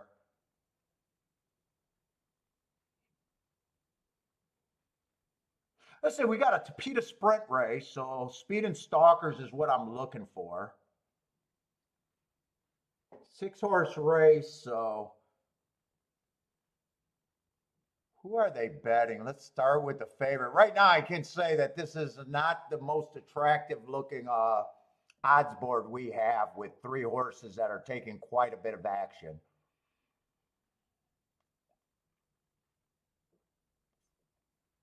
Really, probably any order in the exact of 1, 3, and 4 is probably not a ticket that I want, even though it could probably happen.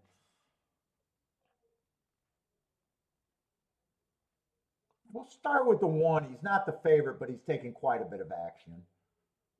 I'm a little worried about his running style. He's a stalker at best. He got a couple route races under his belt. He's off a huge layoff, which makes me just say, at 3-1, coming off over a year layoff is not where I want to be backing horses like this. I have no problem if he wins, but 3-1 is not a price that ever gets me interested.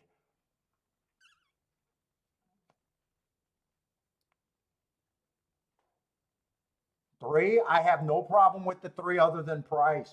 I actually love his marks. I like him as a horse on paper. 4 races ago, it was an early pressing day. He was 1 tick slower than the fastest winner, average, ran 3rd. No shame in not being good enough. He was 16-1, outran his odds getting 3rd, and was part of the pace. I don't mind that race at all. 3 races ago, he was going too fast to win. That's my best thing. That's why they're hearts. So I have no problem with that. Going too fast to win is an excuse. He comes back. He actually steps up in class. I don't know why they stepped up him in class. He was average, and just not good enough. He was competitive to the top of the stretch against better. And then last race, again, he was going too fast to win. Problem is, it's just hard to say that a 9-5 is an overlay. The most I ever give a horse a chance to win is even money, so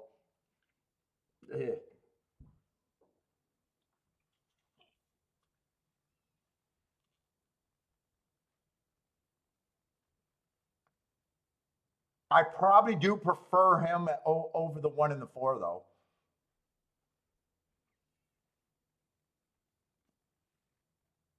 4, I don't have a problem with either.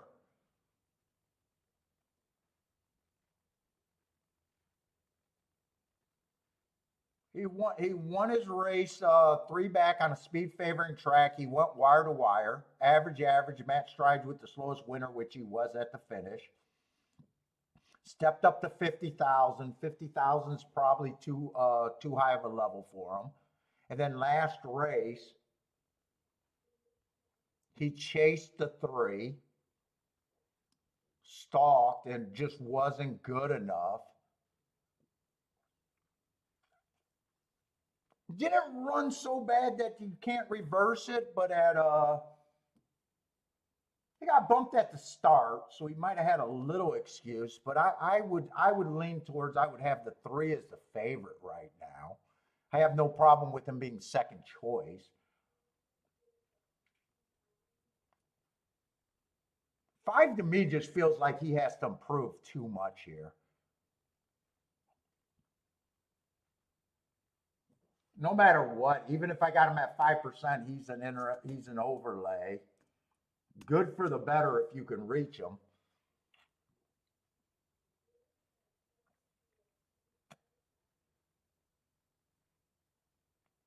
And 7, I don't have marks on, but I don't like the tracks that he's been running at. He was at Gulfstream back in March of this year, going pretty fast.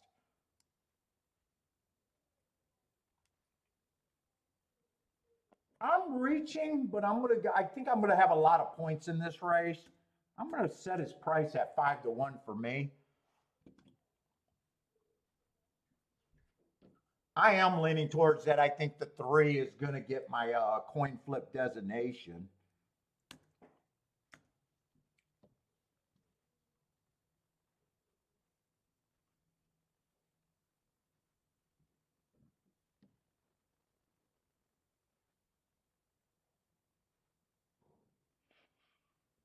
Two, I think gets points just because of field is fairly weak, and if 3's the speed of the speed, I could see him putting away the 4,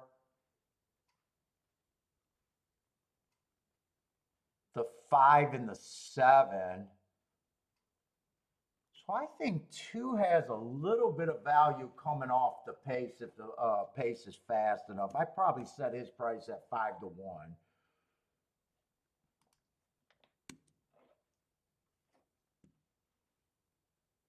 18% on these 2 horses.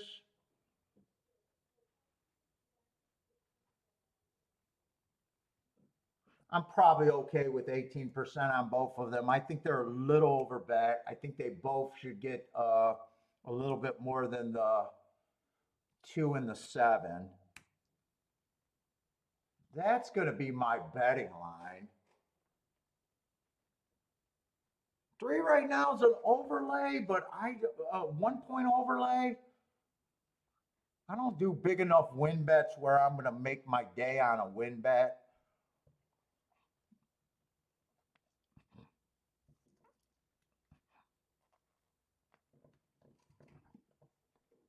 If I bet this race, I can't even pair them up with the second choices because 1 over the 4 and the or 3 over the 4 and the 1 are just not something I'm interested in. A $9 and an $8 exacta, so I'm in a I'd be in a position where I'd have to beat that. And I'm not even sure 3 over the 2, the 5, and the 7 ends up being anything too much. 3 over the 2 is just 17 to 1. 3 over the 7 is 32 to 1. 3 over the 5 is, I would weigh that. I turned around most of my bets, but I would definitely weigh the 3 on top for more. 3, I could do a win bet, but I'm not going to have a real hit off that win bet. I probably just think this is a sit out race for me.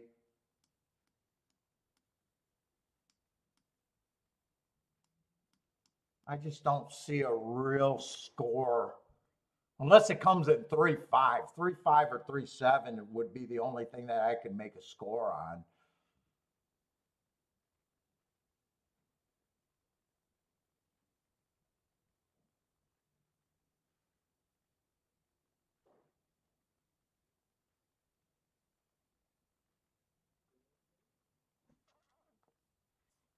Yeah, 7 does end up being value, but I think my like of the 3. 7 would not shock me.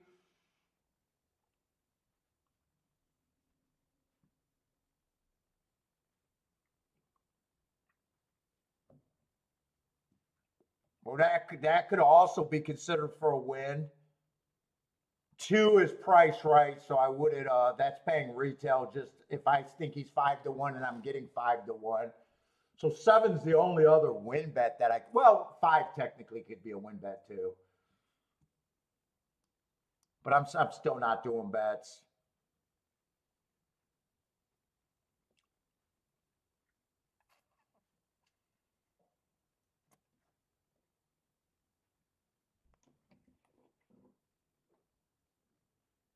Christopher, what's up, Christopher? Christopher likes the 7 also.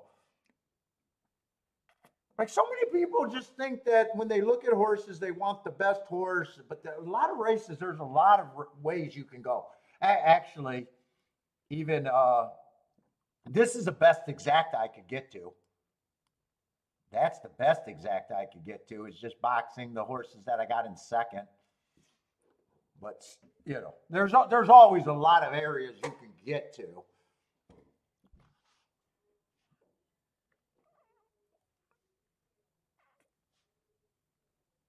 7 did get the lead over to 3, so I was kind of looking at 3 was the speed of the speed.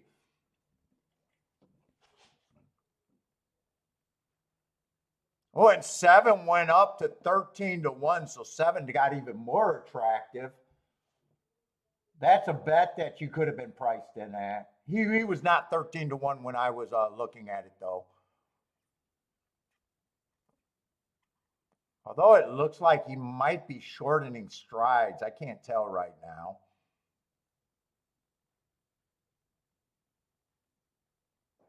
No, he looks okay.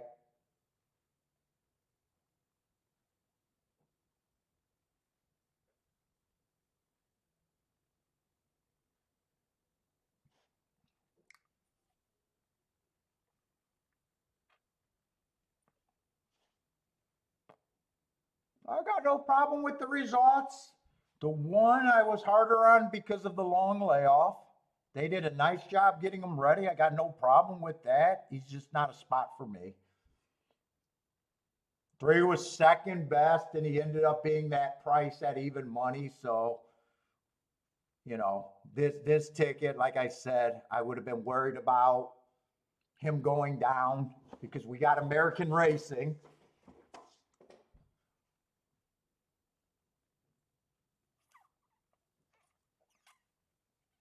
7 ran good, just not good enough. There's no shame in that. And 2 completely missed the break. Yeah, beer maker, let's hit the like button. Give me a little bit of love out there. What's up, gas station sushi? Cheap thrill for you on the 7? Yeah, it turned out to be chalky as fuck. I would not. I got no problem if people took the 7. 7 outran his odds. 7 did what he could, and he just wasn't good. He just ended up not being good enough.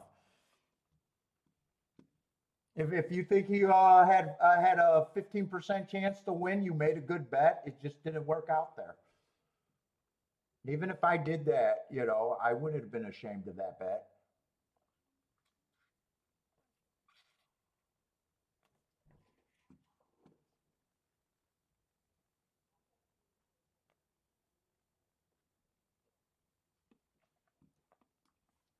It's just knowing what you can get to and what you can't get to and trying to make the best tickets you think you can.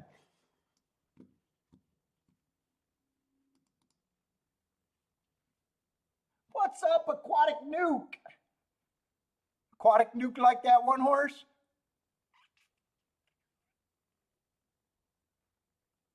Well, yeah, like I got no, yeah, like you thought you were priced in. Yeah, that's a good bet. Gas station sushi had the 7 at 9 to 1, so that would have been a good bet for him too.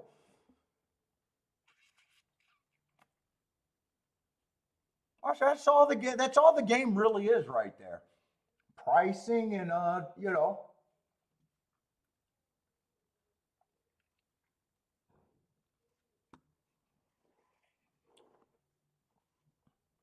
Let's see. We're going to look at our first Aqueduct race today.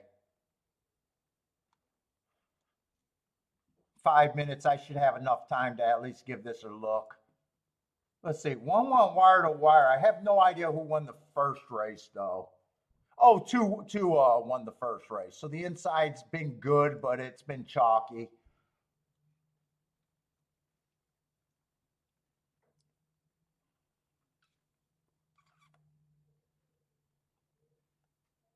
Let's see. Lightly raced horses is always a problem. I prefer more established horses.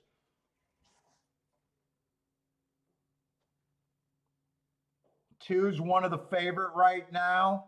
Now I do like picking holes in favorites if I can. He's done nothing wrong. He ran one race, won easily. The only thing I have it was an inside speed day. He has the inside and he went wire to wire, so he had a good track. But maybe with that being an inside speed day, maybe he's not as good as that race looks. Maybe. But I have no problem if he wins. 6 horses, the other favorite. First race out. I can forgive anything first race out. Just slow, slow, slow. Made a nice close, but I can still forgive anything. Next race, he wins on a speed favoring day, slowest winner of the day. And last race, his speed figure went crazy. Tried a stakes race. I don't like route to sprint, though. He's ran 3 route races. Nothing he's done on paper that looks bad. I have no problem if he wins. I just don't prefer route to sprint. That's just a me problem. It's not even a problem. I just don't like route to sprint.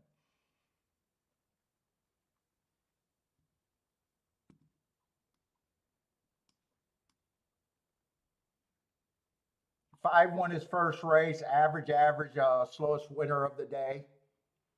Then he went over to Finger Lakes horse, a track that I despise. Ran into 3 stakes races. And last race, early pressing day, stalked. 1 tick slower than the fastest winner, average slow. Ran third, ran respectable. Don't have a real problem with him.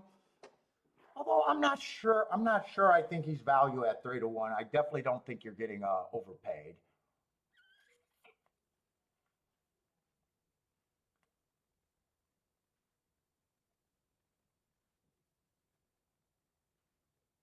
Four won his first race, then tried a stakes race. Slowest winner of the day, first time out.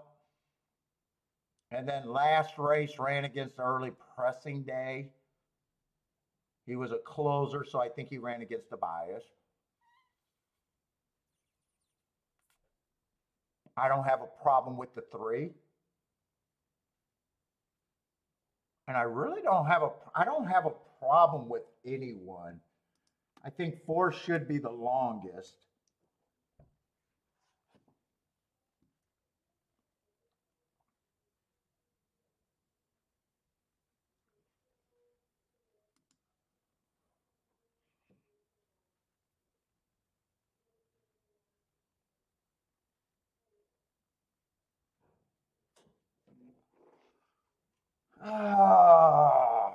Then I'm kind of it's really 7. I'm not interested in the 7 at 3-1. And these horses right here, I think you're just splitting hairs between all of these horses.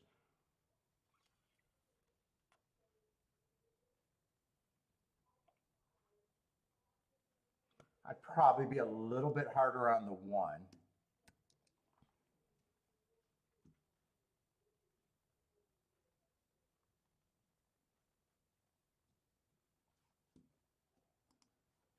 Six, I might be a little harder on.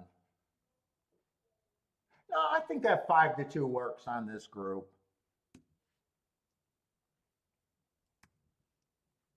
I think 5-2 works on that group. I think I got very narrow margins here.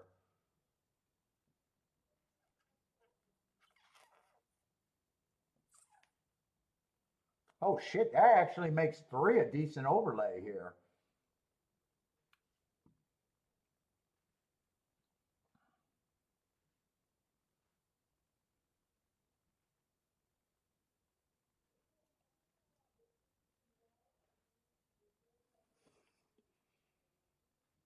That actually makes 3 a little interesting here.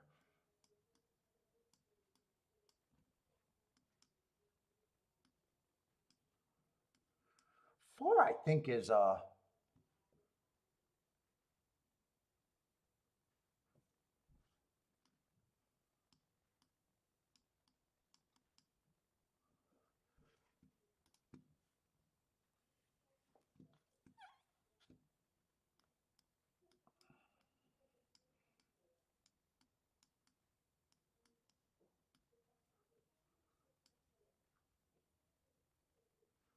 4. I might actually take a win bet too.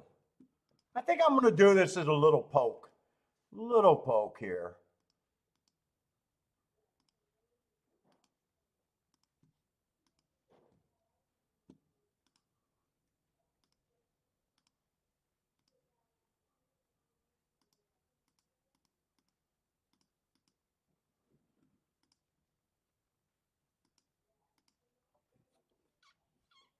I might have one more ticket here.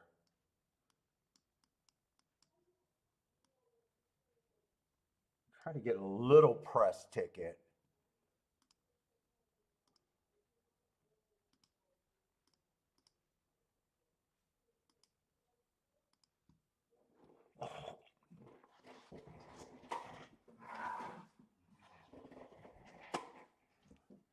And really, I got no, I just settled on, I think 2, 3, and 7 has the best shot, or 2, 3, and 6 has the best shot.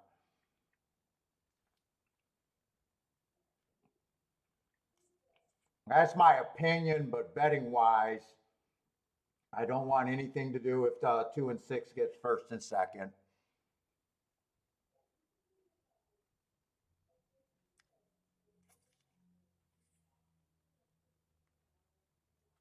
Ah, 3 and 4 are too far back. 3 and 4 are too far back. I need them to be going fast. 3's not really running. 4. Can 4 come on this? But I can't have the 6. Nah, 4's not coming fast enough.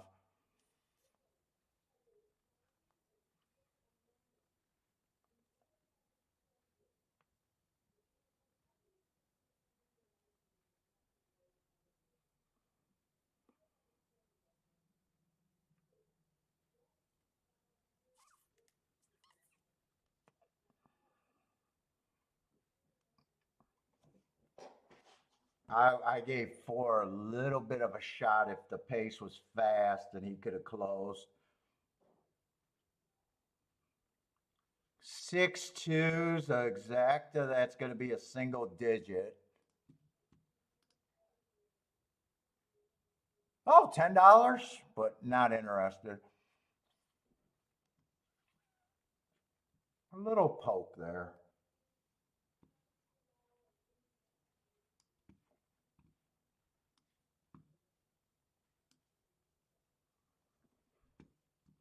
Gulfstream, do I got time to get this tic-tac-toe board going or not? I should have time.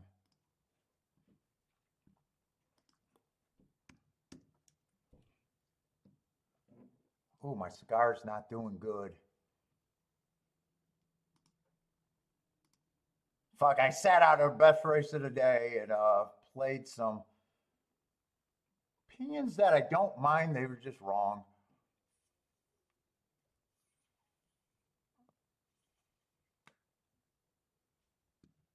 Come on.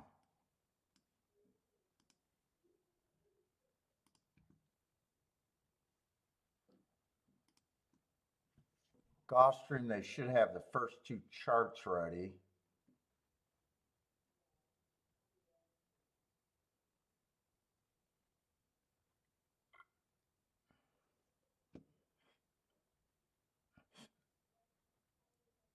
First race, the 1-horse one on the Tapeta on the inside. Nice price on him.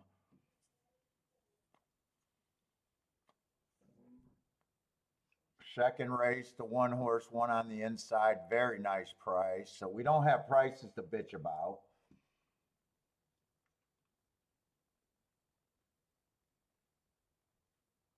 Dude, the rail's been winning everything today, huh?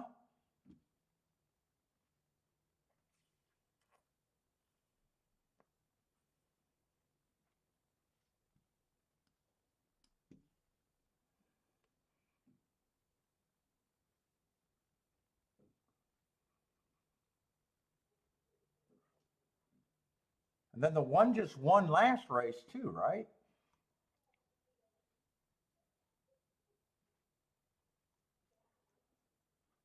Dude, all you needed to know is the number one today at Gulfstream.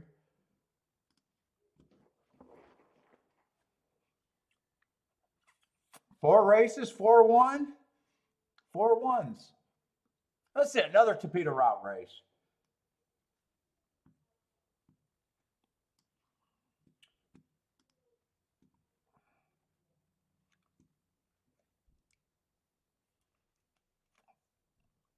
Oh, if it's an inside bias, they're just on a whole bunch of different surfaces right now. Let's see, 2 is out. Ooh, and we're off the turf, and we managed to keep a full field.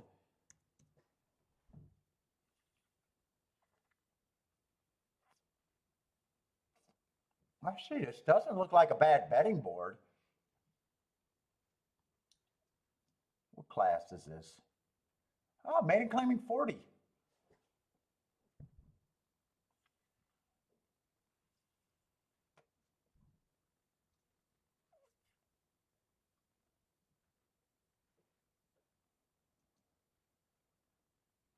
Let's see, 7 is the favorite. First race out, I got matches strides with the slowest winner, average, average. Comes back, average, average, average.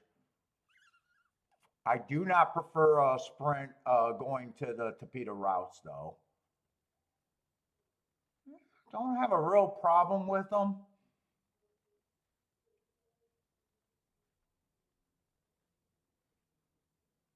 That's your favorite.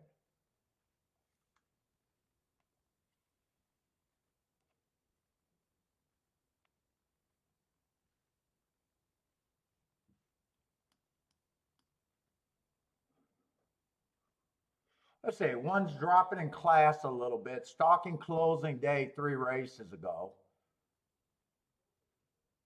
That race suited him and he wasn't able to take advantage of it.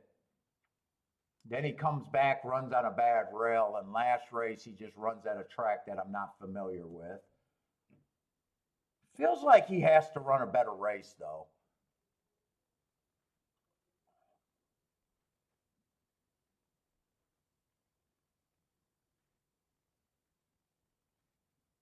Six just feels like a closer here.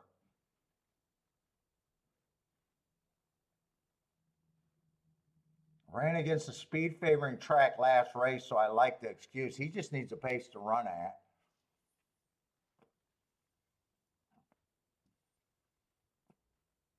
Four's first race was his best race. Would have been, I could have gave him an asterisk for that race. Matt strides with the fastest winner before getting tired 2 races ago. Man, he's been getting considerably worse. Although I don't think he fitted. He might not be a sprinter. 10-1 on him. 5 should definitely be taking action.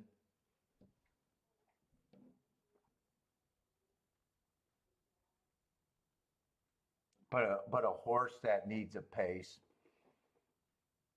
I'm not seeing a lot of pace in this Tapeta route race.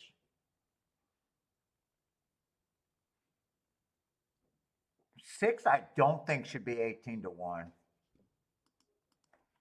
6 is going to be an overlay in my head.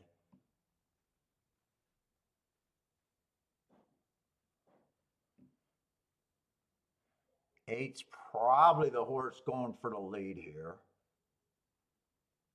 But he'll have to improve, but going too fast to win. Eight, I'm going to put 5%, but I already saying I don't think he should be 50 to 1.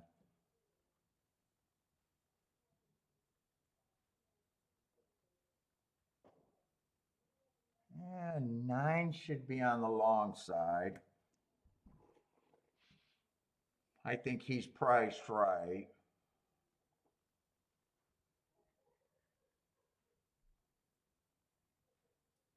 And 11, I don't have a real problem with the 11. He just needs a pace. This race is kind of lacking speed. 10 might go to the lead. 8's probably going to lead. 7 being a sprinter stretching out, I'm hoping goes to the lead.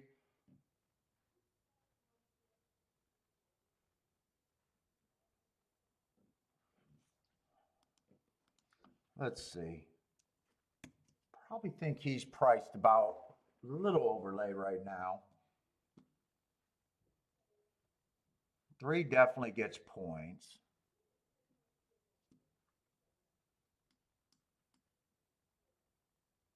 Man, 4, I'm not sure what I think of the 4. I like his first race, but every race after that, even though I think I could forgive this race, 4, I probably lean towards 4 is priced about right.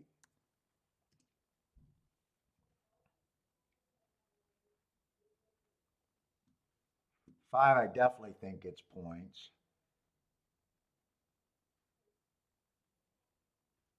6, I already think is an overlay. 7 gets points.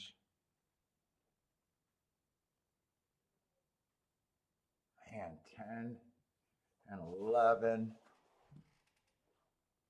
I'm probably going to think that these horses are priced right.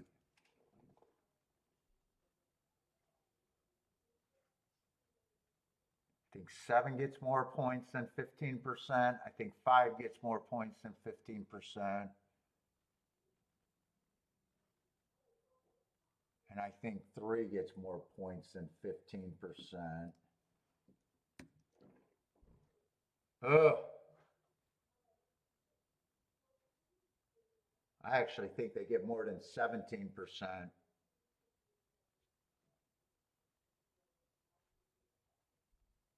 And 6 is now not just priced right. I think I got to be harder on a few horses here.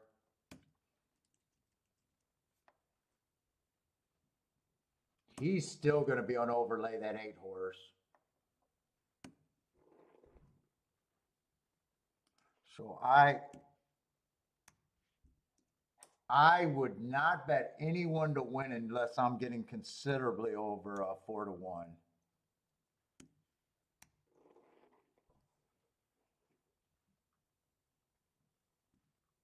Considerably over 4 to 1 on that betting line. I wanted to bet the 6 and key off the 6, but right now he's just priced right.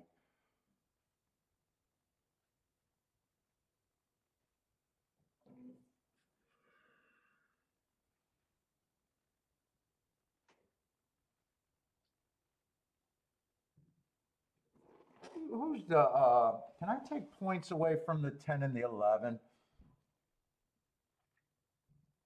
Boy, if I take points away from the 10 and 11, it's not much.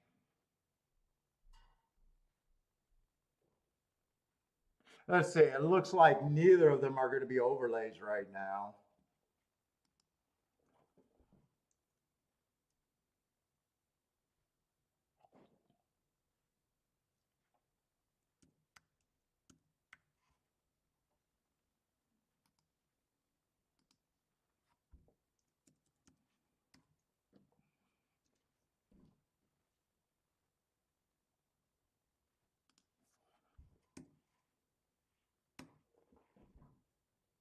I'm trying to make the 6 fit. I like the 6 a little bit.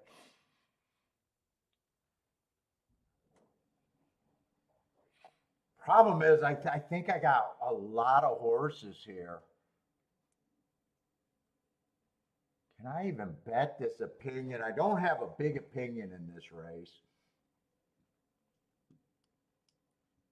There's only 2 horses I can bet to win. That actually makes it pretty easy for the win bets if I want to do them. It'll be 6 and 8.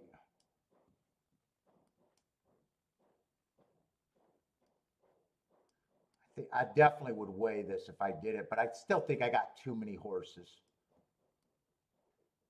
I think I only want combinations if the 6 or the 8 wins.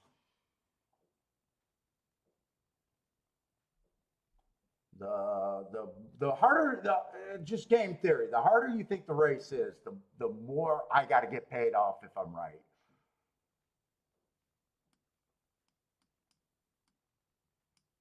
I don't have to bet that much to get a score there. Then you got the 3, you got the 7, you got the 5 as the main tickets. That would be bet more.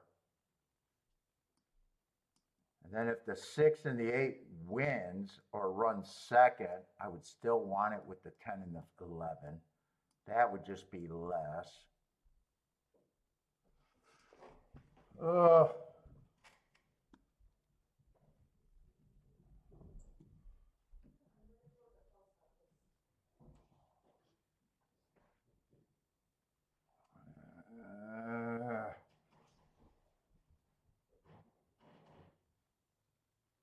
The most I can do this race is for a poke, though.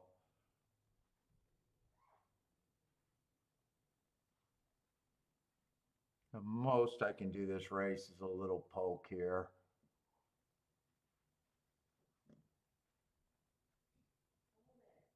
5, 3, 7 in a box. 3 with the 5 and the 7, first and second. It's probably good. That would be another consideration. I think I sit out this race.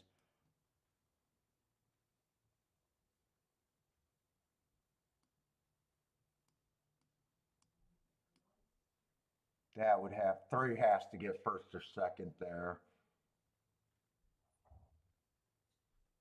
3 still not a good enough price for a win bet. I think I sit out here.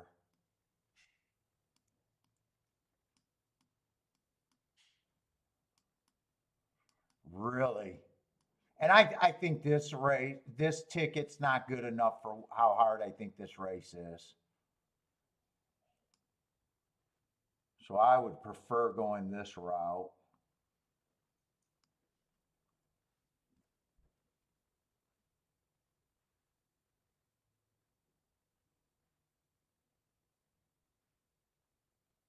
And 8 has to improve. I would definitely weigh the 6 more than the 8 if I did that, which I'm definitely not doing now.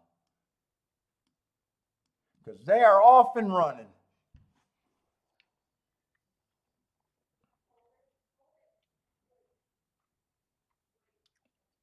And 6 even went down to 8 to 1. 7 gets the lead here. 6 is in good position. 8's in good position. 5's in really good position. 3's in good position. Almost everyone's in decent position here.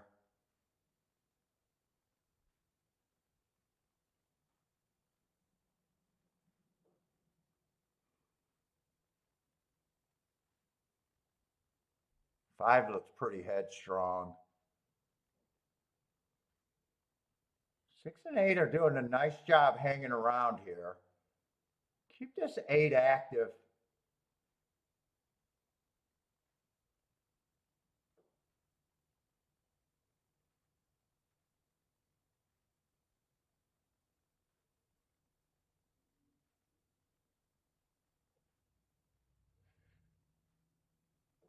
Keep this 8 active.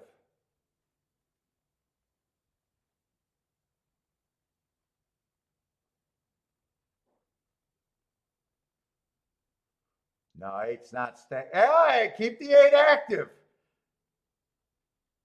I want to see how deep my slit is today. Keep the eight active.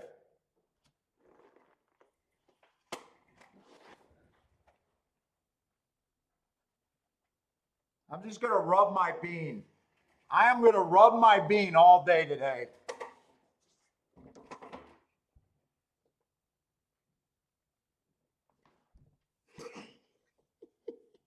I'm going to sink the little man in the canoe the way the day's going today.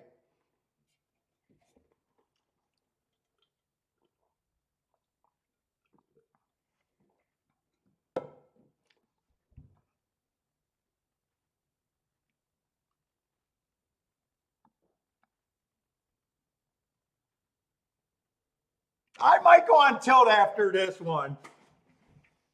I might go on tilt.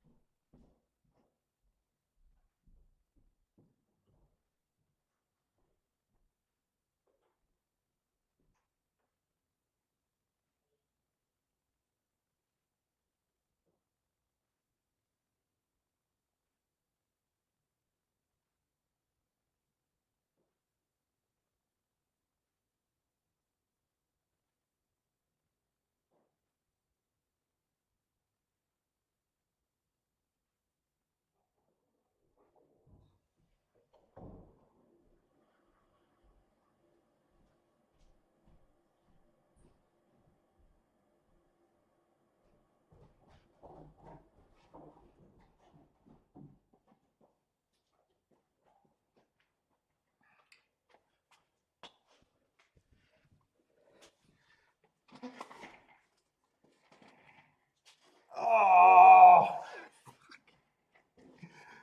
Oh. I sat down to pee. I went and swiped, shortened up the swipe, then I sat down to pee. I know, buy stocks. I know. I don't know what I'm doing today. I honestly don't know. It's not like me, but I don't know, man. I just don't know.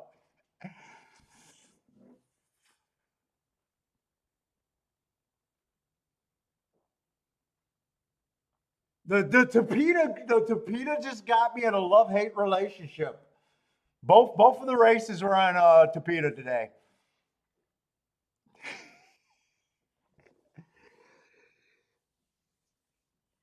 I even brought out the game theory line. The harder the race is, the more you got to demand out of your ticket.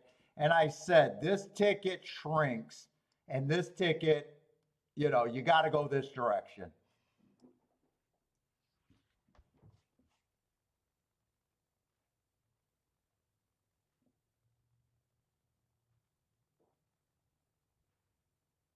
Well, the problem is I don't play at $10. That's the problem. This is the ticket that you pay more of the winning ticket. This one was less. This one doesn't cost anything. This is the throwout, and then the winning. I don't know. I don't know. I don't know. Take a week off and take the wife to the. Hey, it's still the best handicapping show out there on the planet, without a doubt. It's still the best handicapping show out there, and it's not even fucking close.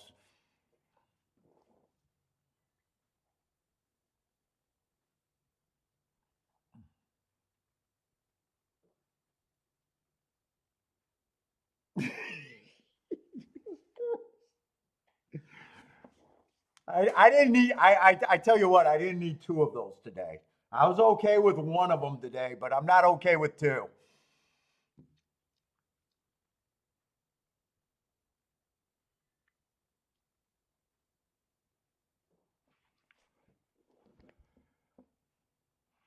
Kevin just showing everyone how to handicap, but no bet.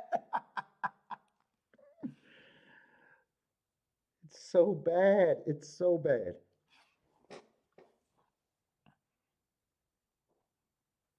Oh my God. Eh, what am I supposed to do?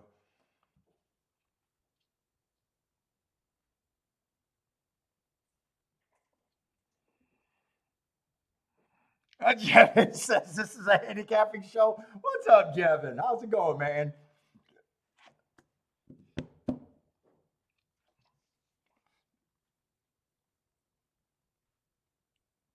Oh my God. All right, let's go. Let's go over to Aqueduct. Let's go over to Aqueduct.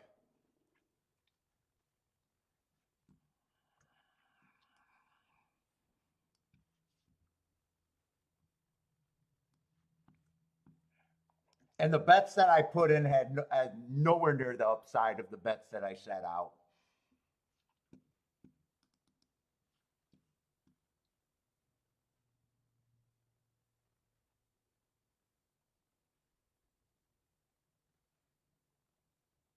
No, Stin Christ, you might be right. Fuck, I might have to have gas on just to set me right. Gas wouldn't have let me set out that race.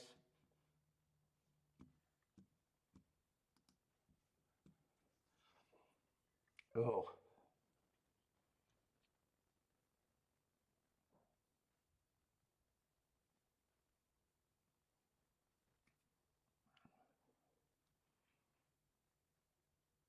boy, this race is loaded. This is going to be a hard race. I could tell just by the first two marks.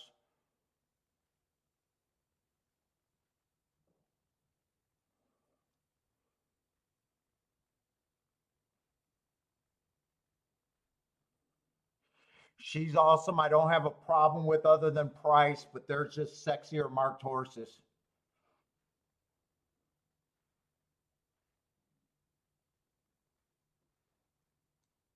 Four races ago, or yeah, four races ago, speed favoring track. Slowest winner of the day took advantage. Going wire to wire on the speed favoring track. Runs on a bad rail three races ago, comes back, wins again on speed favoring track. And last race, average, with a bunch of horses in this race. But her price at 3-2 actually shrinks to me. I got no problem if she wins, but this race is, I think, loaded.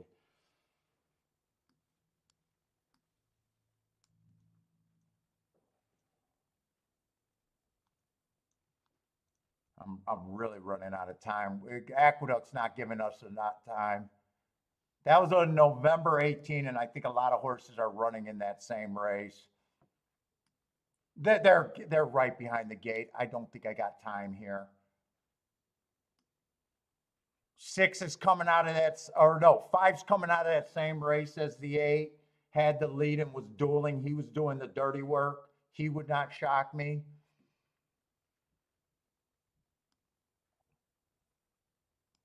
Four horses coming out of that same race, ran second, was stalking off the pace, would not shock me.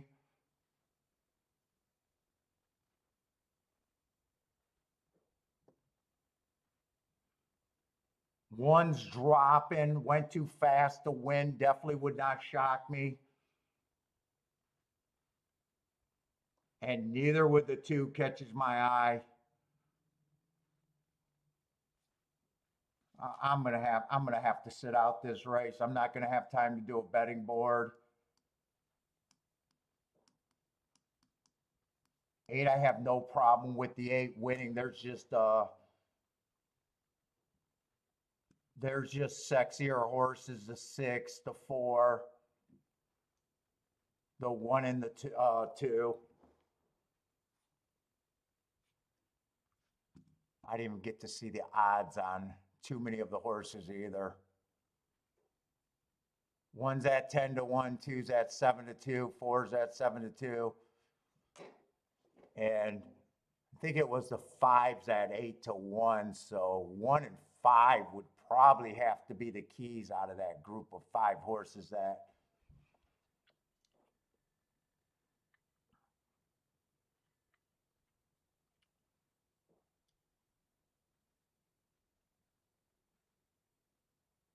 What's up, Attila? Steven said, for those who are new to the show, Paul likes picking winners but doesn't bet them. All right, well, it looks like seven's good. Well, no, four still has a shot here. But 7-4-4-7 is not a good enough combination, even if the four wins. One or five would have had to get first or second there.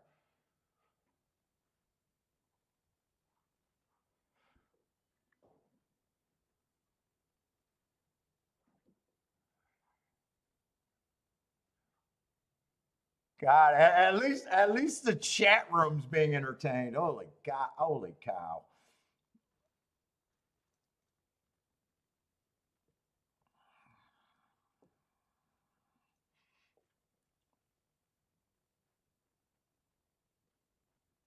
Yeah, Jevin, that is true. You don't have to hit every one of them as long as you keep hitting them per week. Boy, after a day like yesterday, where I do not think I was sharp at all, and having a day where fucking today could have already been not even having to worry about the week, and I sat down on two of my best opinions. Although I would say it's probably a bigger sin that I sat out of the first race because that one was a clear overlay where the 8 horse I gave a 3% chance and just knew that 60-1 was the wrong price. You know, to me in my head, I think the first race that I could have hit was a bigger sin than the wide open race that I was just constructing good tickets in my mind, but it was a harder race.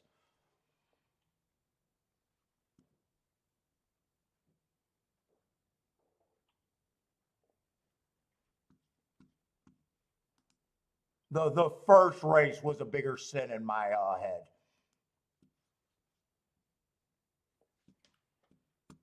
Because the betting boards don't even compare. I got a couple horses at 19%. You know, the 8 I just said was not a 60-1 horse. And I had to adjust the 6 down where that other betting line, I had the 9-1 winner at 5-2. That was the second race was a way bigger sin than the last race. I got to talk myself into some things, even though even though those were two good tickets. All right, we got a mile on the dirt. I don't shy away from the dirt, and they both happen to be on Tapeta.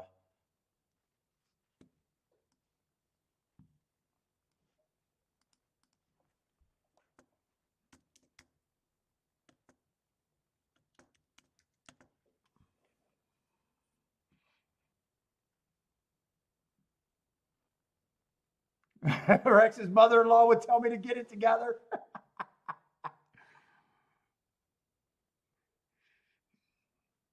Let's see.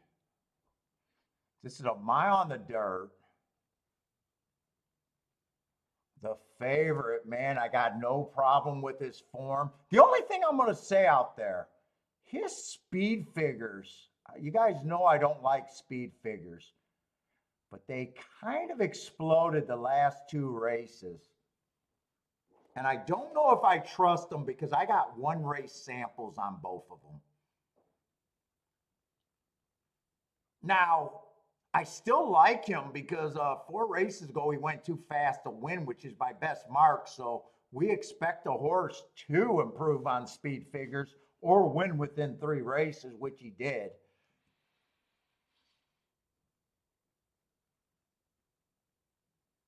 But if I was a speed figure player, I'd always question a speed figure earned on a 1 race sample. But there's nothing wrong with his form, anyways. And the inside, he's going to move to the 3 hole, so I even think that helps.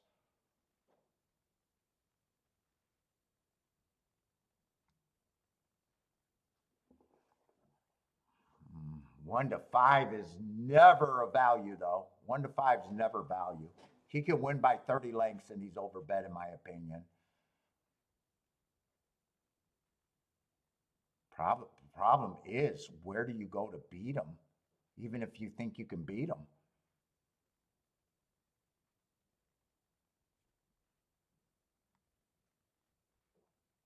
The outside post 7 and out is not really that good of an option.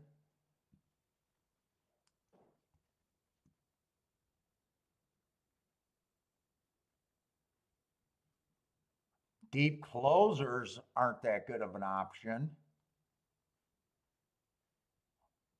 Although he does look like one of the better horses. Oh, Jesus, he ran at FanDuel.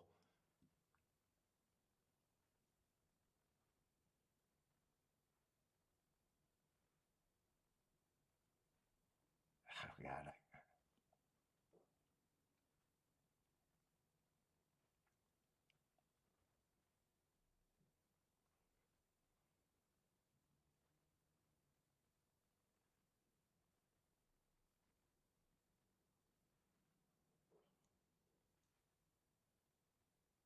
6 ran in that same race with the favorite and was chasing.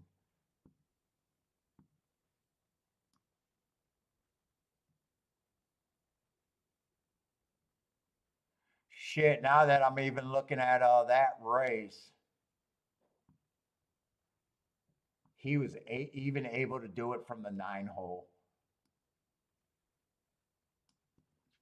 Which, man, it's tough to win, and it's tough to run that nice of a race from the 9 hole. Dude, I'm going to have to say, on paper, at the very least, he looks like a coin flip. That's the most points I can give him.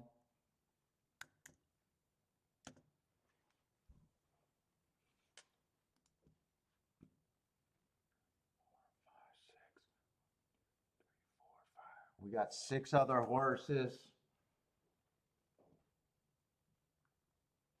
What's up, Stephen Marshall? I haven't seen you for a while. Coming back for Fairgrounds. The old 1, 2, 3. Let's go. Dude, it's just so hard to win from post 7 and 8.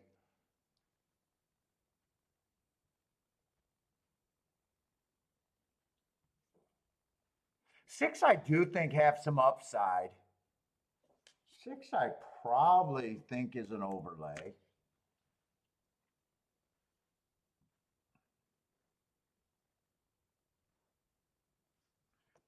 Five's probably an overlay.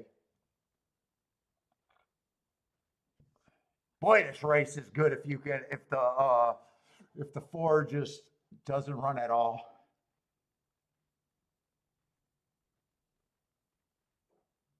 Horse is dropping in class, but he can't even be paired up with the 4 anyways. The inside helps, but I actually think he's overbet at 11 to 1, 12 to 1. Yeah, it's hard for me to take a stand against inside horses, but I think here I got to.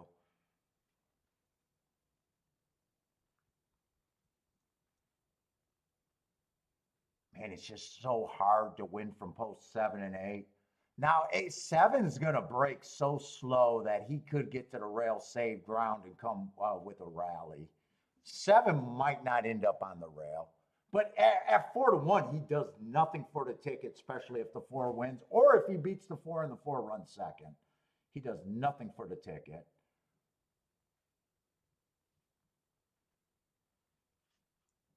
Which means now that I'm seeing that 2 is 4 to 1 and 7's 4 to 1, they don't help the ticket if I think the 4 can't be worse than second. Which means I probably just say, well, I probably put this horse at least as an overlay. And these 2 horses, I guess I got them as second choices, but unappealing. Wait a minute. I had more points than that. What did I do wrong?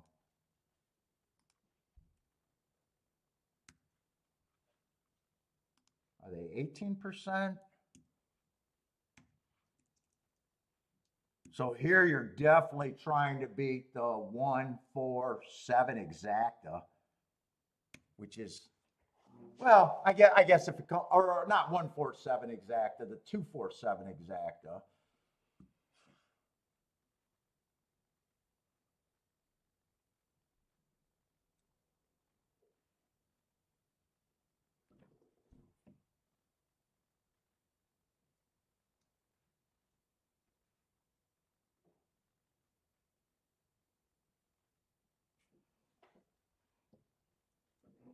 Is there any tickets to be made here?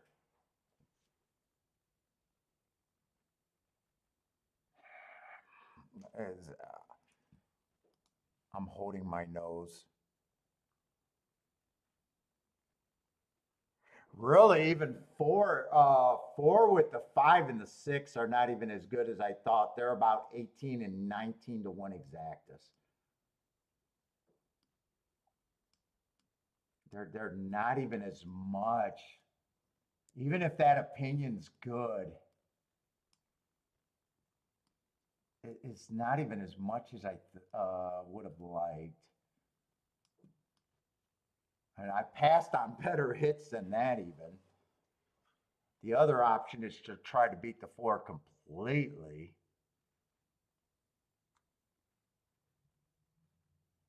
Which I'd even be shocked if he could be beat. Can he be beat? Let's see, if the Gulfstream Mafia is paying to stiff a horse, I mean, 4 is the horse you pay to stiff. If I don't trust those speed, if I don't trust the last 2 races,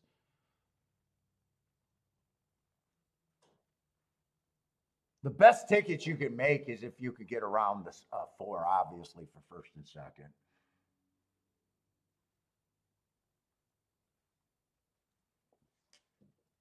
Oh wait, I think I would include the 8 in that ticket if I did. And that's just another 17 to 1 exact. I'm not sure I like that ticket, even though I think it could happen. The best ticket I can make would be taking those 2 horses or 3 horses and trying to beat the 4 outright.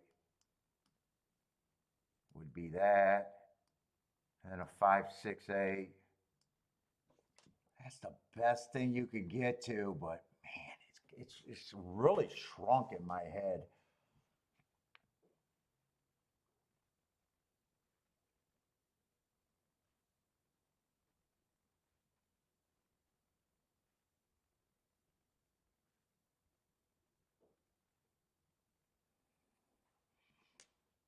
Let me look up that November 17th race. I'm trying to talk myself into this. I'm on really short time though.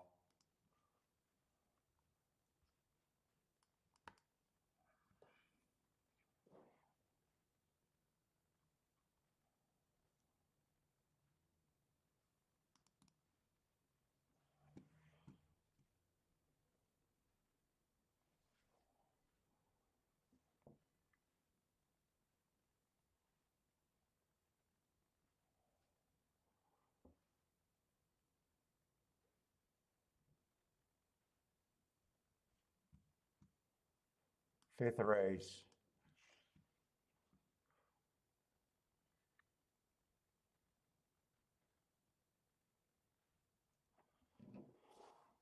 Oh, 5 and 6. If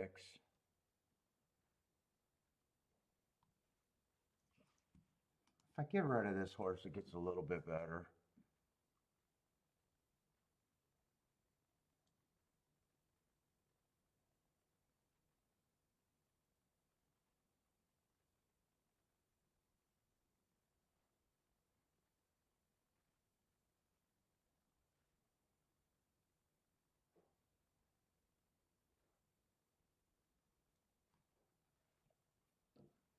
Yeah, I guess I did nothing.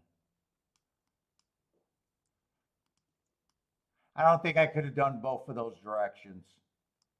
I think I either picked this one, or none. Or this one or this one.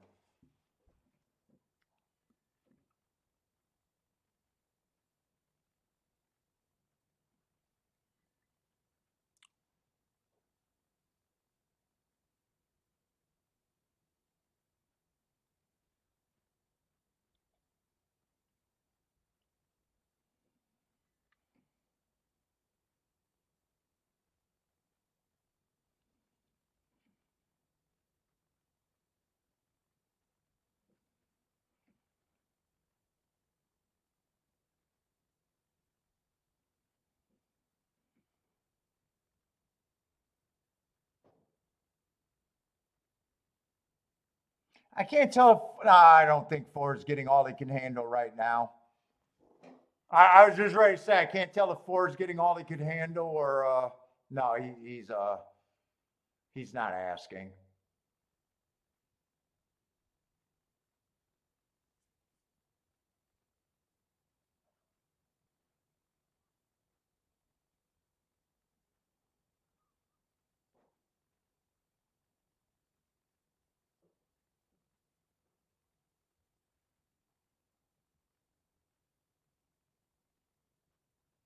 Four, 1, 6. One went up to 17-1.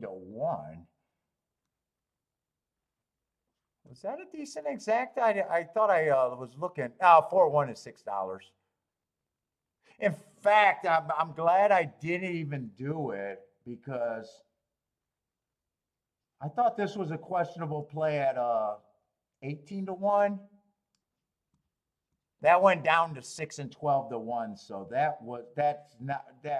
happened late.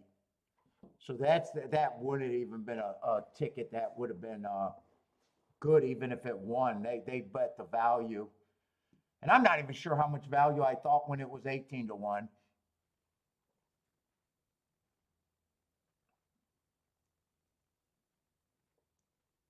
Yeah, because 4-5 went down to $6 and 4-6 went down to 12.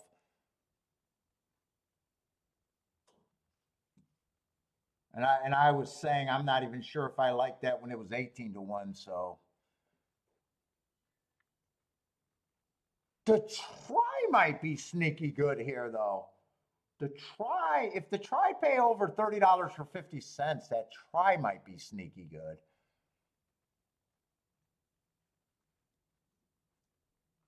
But I had a hard time, even though I thought this was the best ticket out there. And this is not even written down right, by the way. That was trying to beat the 4 completely. That was a 2 in the 7.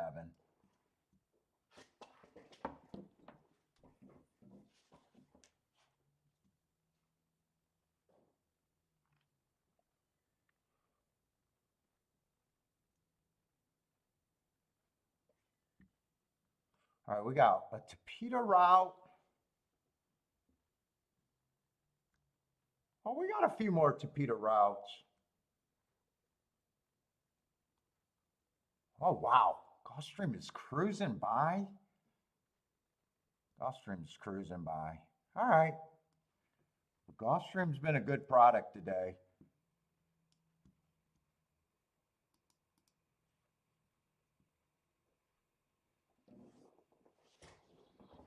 And we got time for Aqueduct, so.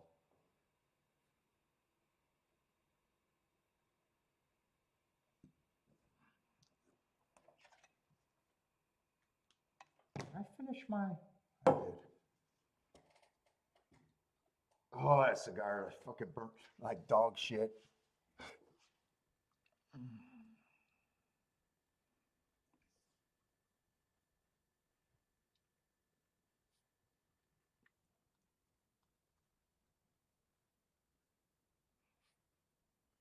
All right, let's see.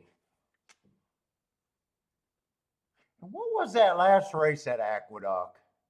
Was that 7-4? It came in 4-7. Oh, that 7 did get beat, but that's still a $9 exacta.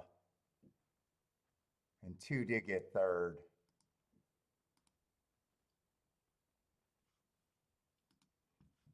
All right, see, I don't think I played, have I played a race at I did play a race at Aqueduct, didn't I? I did. I tried to beat. I only played one race at Aqueduct today. Okay.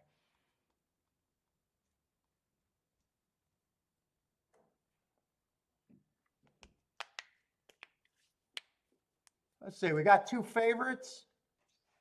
Two horses at 5-2 or under. Aqueduct, I probably want to get a tic-tac-toe board there too pretty soon.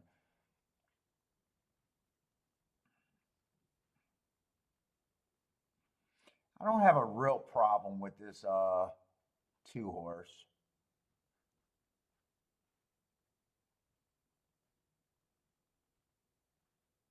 Ran on a speed favoring track last race, slowest winner of the day. Race before that, he ran against early pressing bias, just had no speed that day. In tight at the start, that's probably why he didn't have any speed. But generally looks like a speed horse. In good form.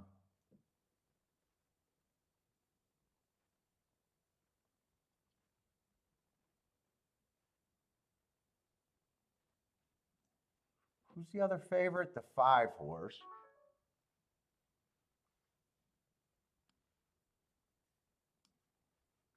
Five horse probably won't challenge on the front end. Feels more like a stalker, possibly even of a closer.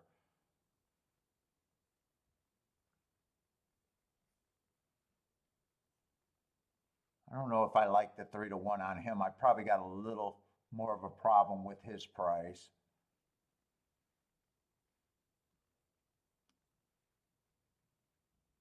Six would have ran against a speed favoring track last race. Could not get the lead.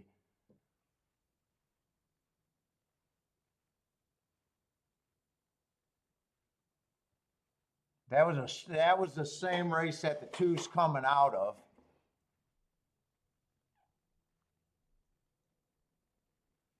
Two was running on the had the right running style that day.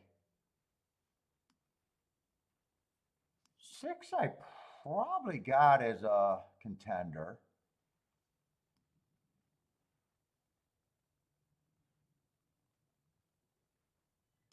Seven at 9-1.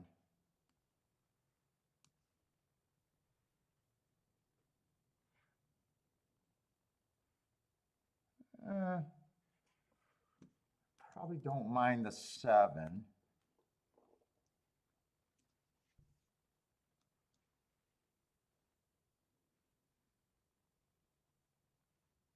Another finger banger over here.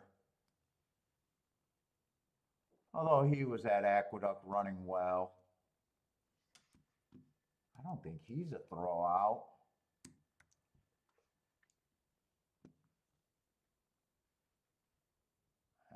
Two, I think, is the more legit favorite. I think I'm agreeing with the betting board. I think two is pretty close to the favorite. And I think I do got nothing but a bunch of 5-1s after him. Who is this horse?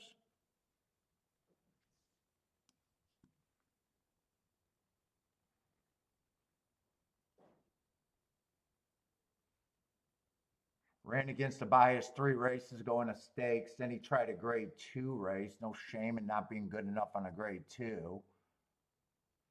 And then last race, I got a bad rail day.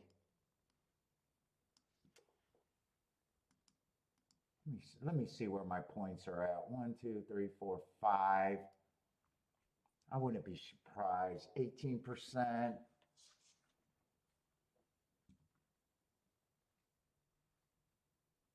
Is 2 the best speed? I do think 2's probably the best speed. Dude, I think I see the race exactly kind of like the public seeing the race right now. No throwouts, no real throwouts for me.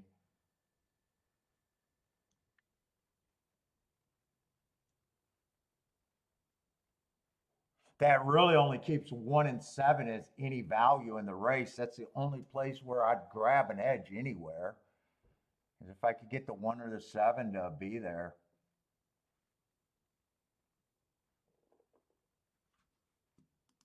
That is my betting line.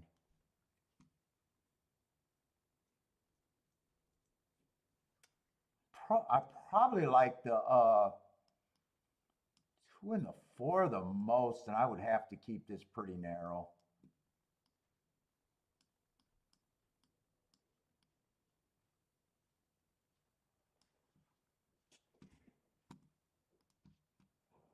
I want to check this before I play this.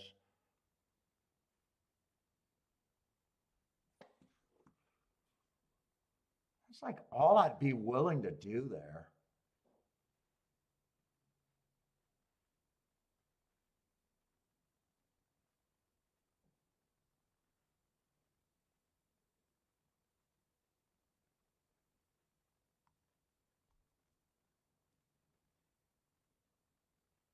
It's probably just a poke ticket anyways.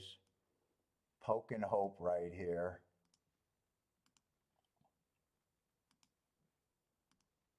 I need either the 1 or the 7 to win with the 2 horses. I guess or run first or second with the 2 horses.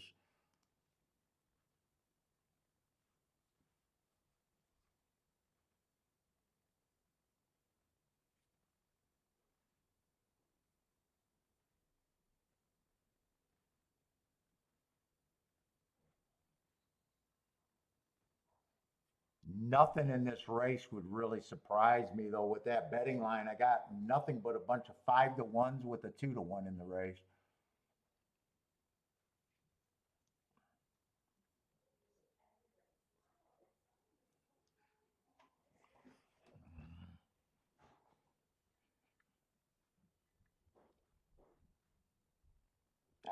They're all running.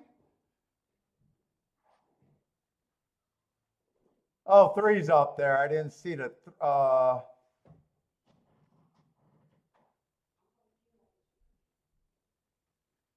Kiki, I sit down and pee now. I did it again. I sat out on another great ticket. I sit down and pee. You might have to buy me some new sex toys.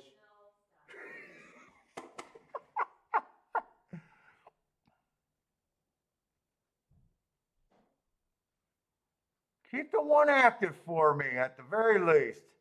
If it comes in 2-4, 1 got to get first or second here. It's going to be the 2 horses I thought had the best shot, I think.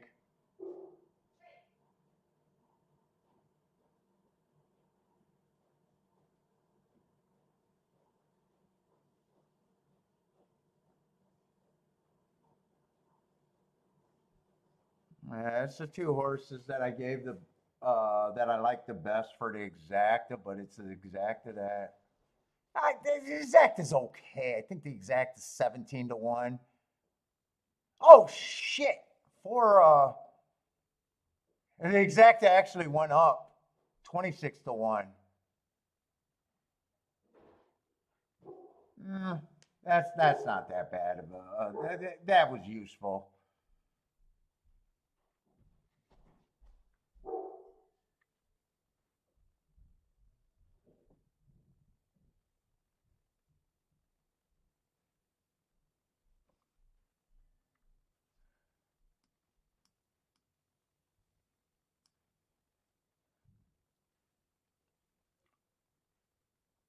Oh, it doesn't matter. 6 split. I thought 2 got second there. I thought it came in 4-2.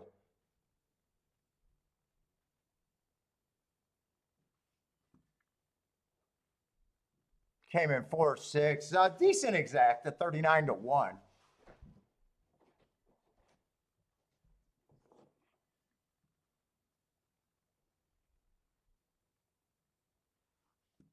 Let's see. Steven picked a great day to tune in. He hit the 1-7 at Gulfstream, and then he hit the fairgrounds. Oh, you hit both of them. Gonna rub it in, huh, Steven?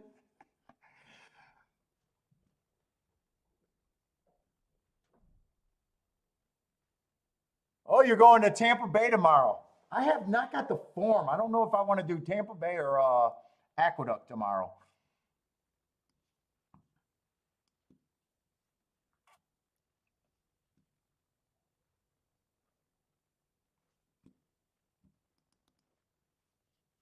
All right, Gulfstream Topeka. Well, we got a shorter field here.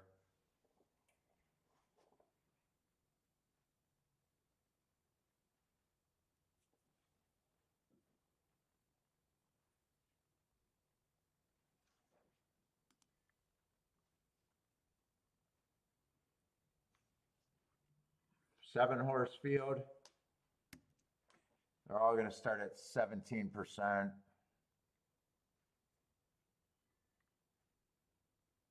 Two favorites, almost three favorites in this race.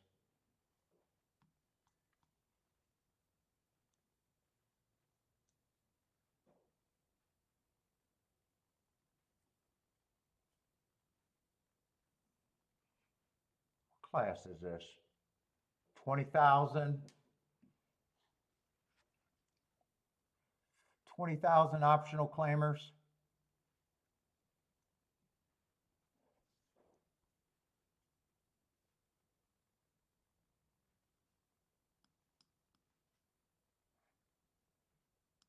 Let's see. Seven definitely should be taking action. One tick slower than the fastest winner. Average, ran a decent second there. No problem with that race. 3 races ago, stalking closing day, going too fast to win. No problem with that race. Comes right back and wins off of that race. Fastest winner of the day. And then last race, average, match strides with the fastest winner at the 6 furlong mark before getting tired. And that pace right there, 24:47 and 1 on the Topeka is legitimately fast. I have no problem with him. He should be taking action.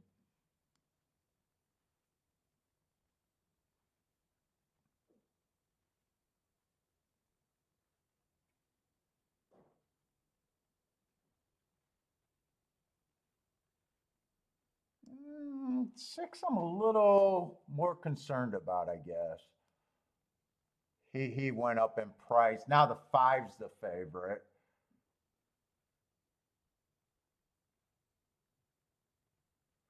I don't have a problem with the 5.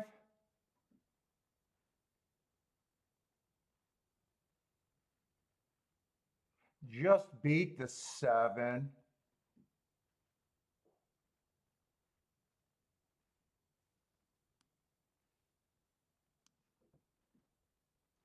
Two races. No, the 2 races ago on 11th. He just missed beating the 7. He's definitely a player. But I think 7 got more upside than him. But it's a narrow margin right there. 7, it's 7. It just depends on the pace he gets.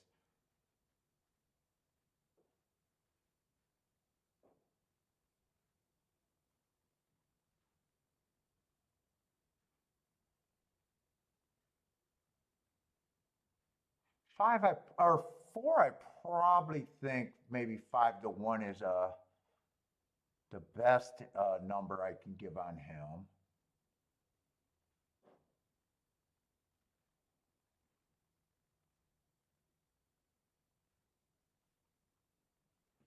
Three ran with 7 and the 5 before. He was doing okay on the pace. That's a race where, depending on the trip and everything, I think he's actually a little bit of value. You'd have to improve.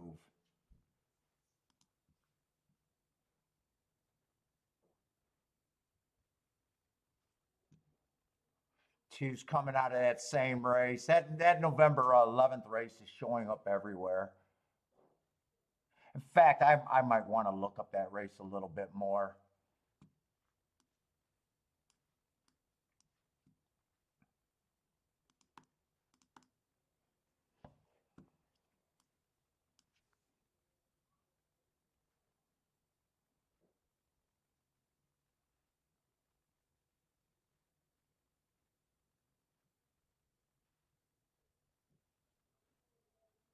If one seems like he'll have to improve. It seems like he never ran good enough.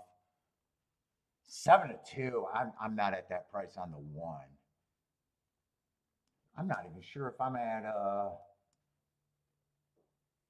boy, I really don't like the price on the one, I guess. Let's see, I wanted to look up November 11th, ninth race. Let me just make sure they're all coming out of ninth race. I'm pretty sure they are.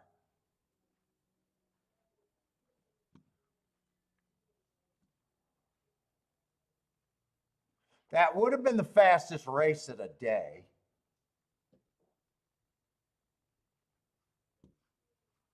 And 7 would have been the closest thing to the pace.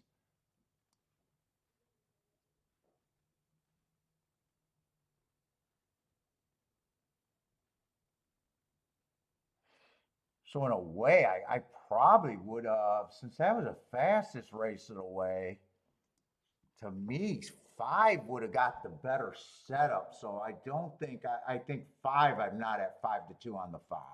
I'm downgrading him off of that race. 3 was trying to chase that pace and ran a little bit better earlier into that pace. Even though I'm split, it's not by much. He was 4 lengths back, 3 lengths back, 1 length back. Or he was 2 lengths back, 1 length back. It fell, but trying to get to the 3 is better for me. 3 is probably the horse that keeps me interested in the race.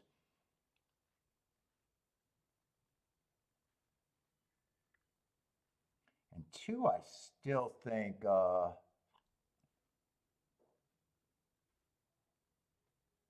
2's a stronger, farther reach.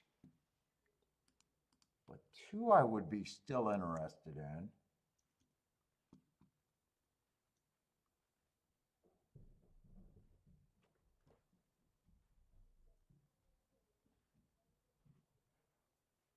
Four just feels like he has to run his best race to be competitive here. I'm not sure if I'm at 5-1 on the 4.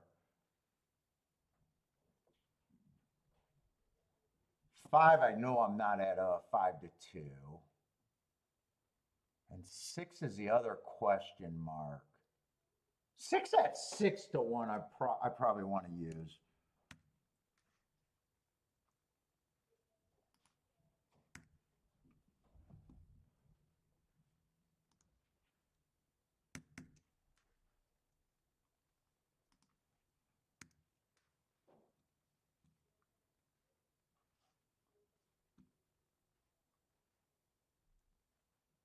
Four will have to run his best race. Dude, I think I still want to be at 15% on him.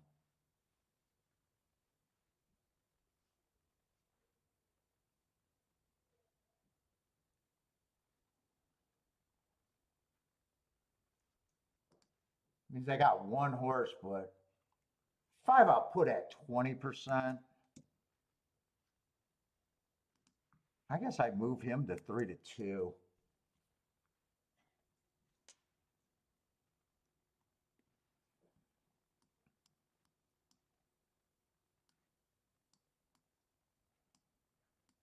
I might start out with something like that.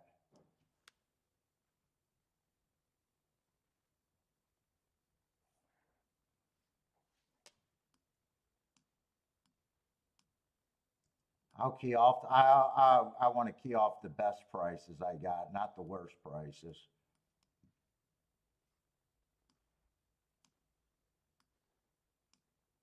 Change that to that.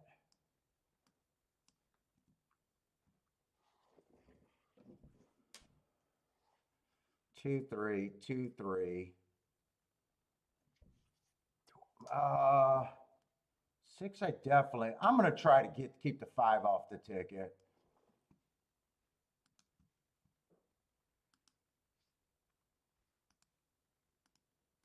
I'm even willing to bet 2 and the 3 to win.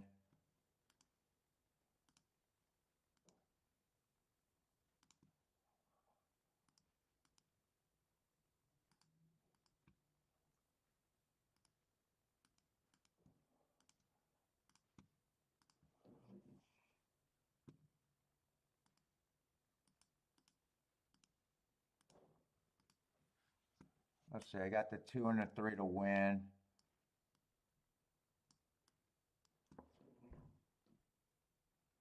I don't think I got time for any. The only thing I might regret not doing is 2 and 3 with the 5.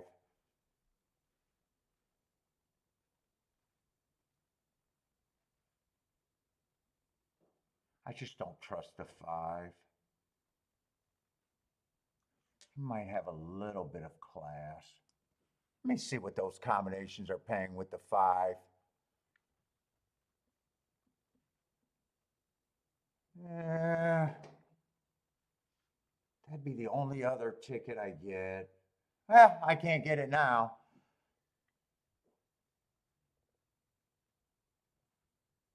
I ride with what I got. 7 should rate here.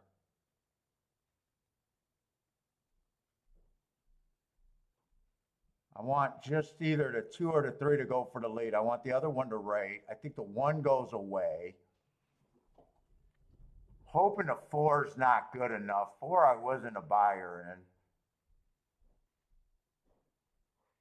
24 and 2. I wish 3 was a little bit farther back, I think.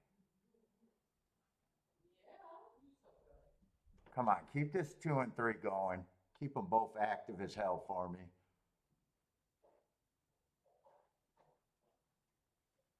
48 and 4. I'm a little worried about that pace. Come on, I need the 2 and the 3 to keep going. I think they're all out though.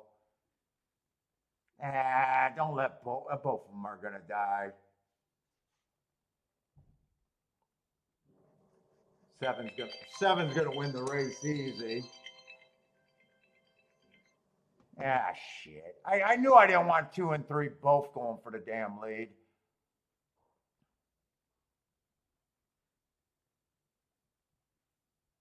Four, I just was not a believer in. He ends up being an overlay, but I was not a believer, and I was right to leave the 5 off of. Well, 2 and 3 were the reasons for me to be in the race.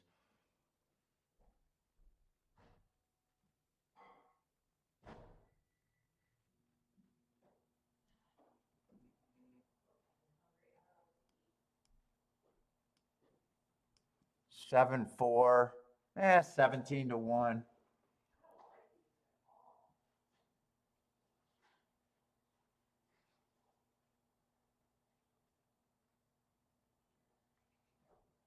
Buy stocks 50-cent super. 7451. 7451.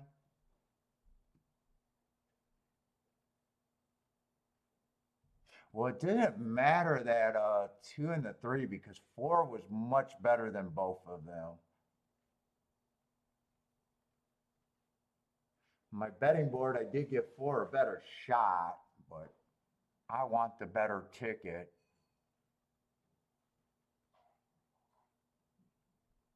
The way I chose to play it.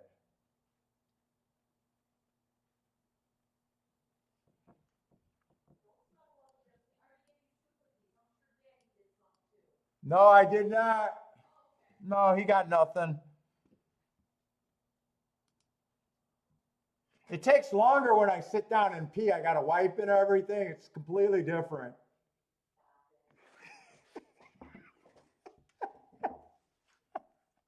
I got to wrap my hand, roll the toilet paper all around my hand. Hit the little tinkle.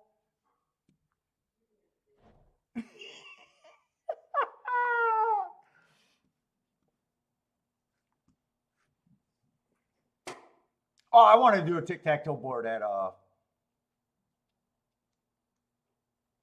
the Duck.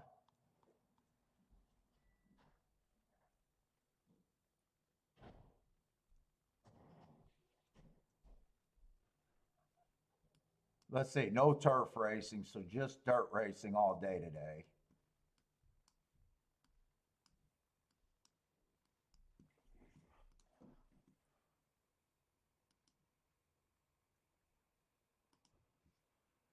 What's up, on break?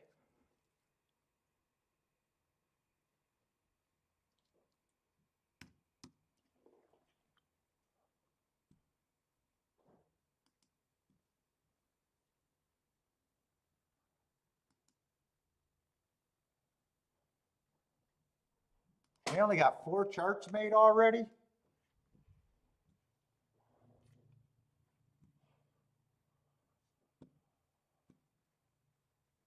Let's see, looks like 2 went wire to wire in the first race, but a big favorite.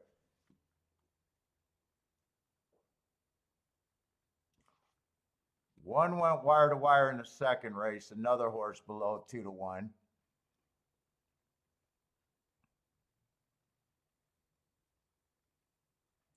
6 stalked in the third.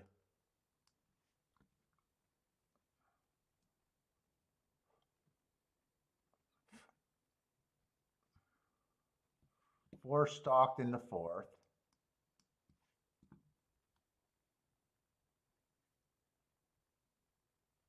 And I think 4 just stalked in the fifth, if I'm right. I'm pretty sure 4 stalked in the fifth, right? And we're going into the sixth.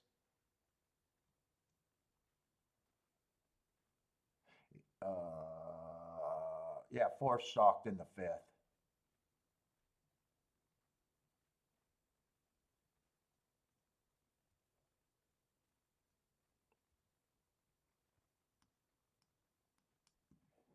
So speed and stalkers, what I'm looking for there.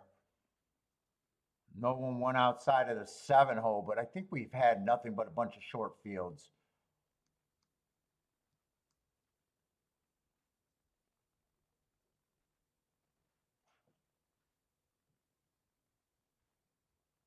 Yeah, that chart's not ready. I wanted to see if anything was bet on. That 6 horse was bet on the outside, but that won. I think this 7 was bet on the outside and got beat by the 4. And we, yeah, 7 horses have been the biggest field we've seen today. So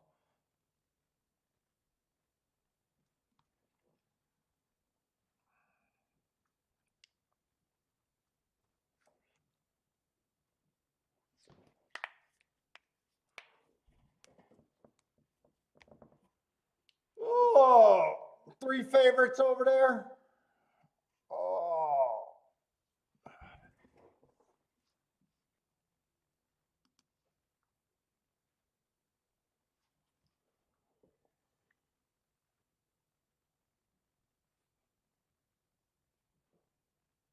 Let's see. We'll start with the 1. He's taking quite a bit of action. No, I want to see what the favorites look like. Let's see. We got 7 furlongs, $60,000 optional claimers. Let's start with the 5.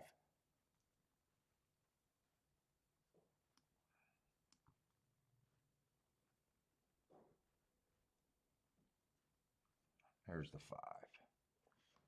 5. Let's see. I didn't get. Oh, those races are too far back. 2022. Came off of what is that? A pretty long layoff and won fastest winner of the day, average on an early pressing day.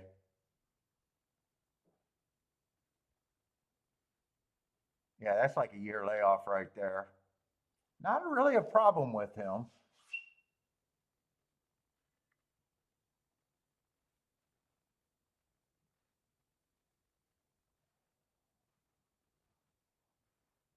$60,000 race. That was allowance 1X.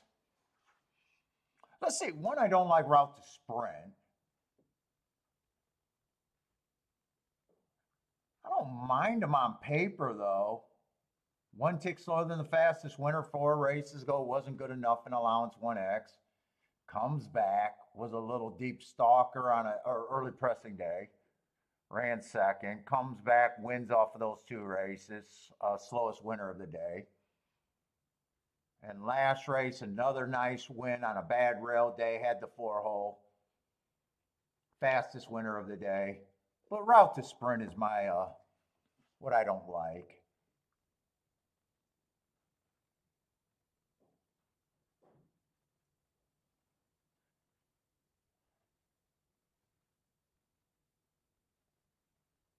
Yeah, route to sprint. I'm trying to think what I got him at.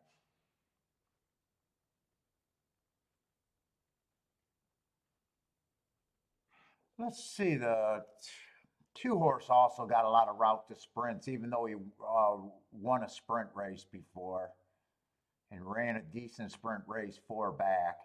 Average went too fast to win at the 6 furlong mark. That's a nice race. Comes back, average, match strides with the slowest winner while dueling. 4x1, still in good form. Comes back. Stalking day, that's what he was. And then last race, bad rail, stalking day. That's exactly what he was. 5-hole. I don't have a real problem with him either. Probably not my preference though.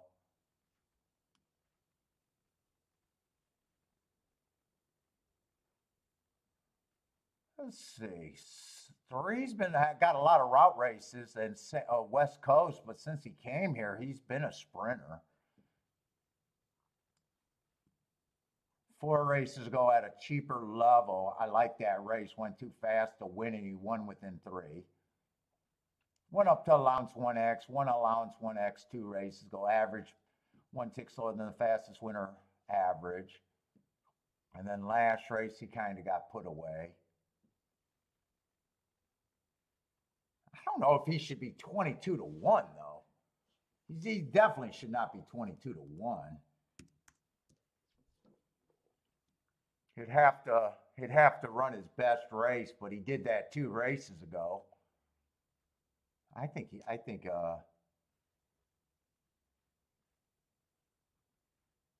4-horse is now the co-favorite. I don't have a real problem with him. 4 races ago, speed favoring track, won that stakes race on a track that was good for him. 3 races ago, inside was good, had the inside, ran a nice second. 3 races ago, inside speed day.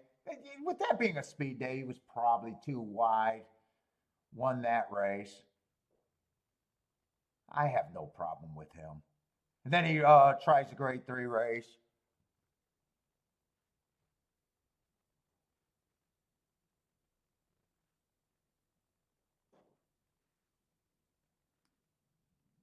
Six, I'm going to be hard on him just because I don't like route to sprint. I don't think I'm at that price on him. He's not an overlay to me. I have no problem if he beats me though, but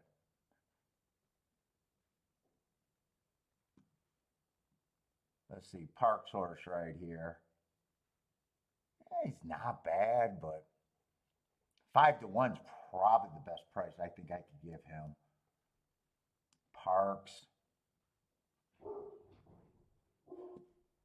I think 5 to 1 is the best price I could give him.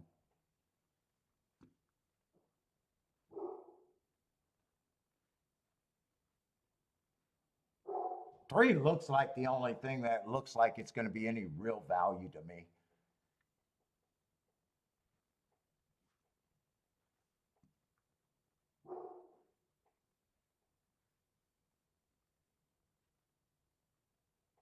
Two, I'm probably just at that price. 1, I'm not at that price. I probably have no problem with either of these horses being the winner.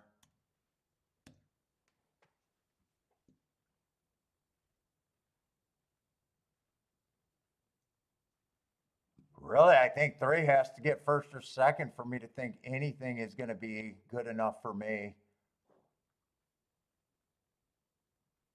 Well, 5 and 4 on top of the 7. It's actually would have to be the 3 or the 7. The 5 and the 4.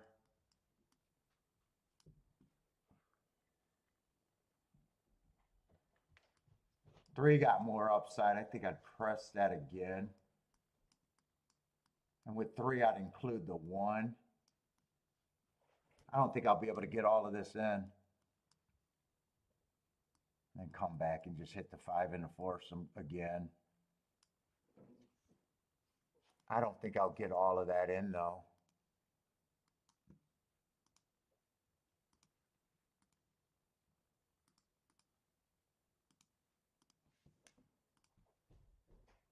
Yeah, I'll get one of them in.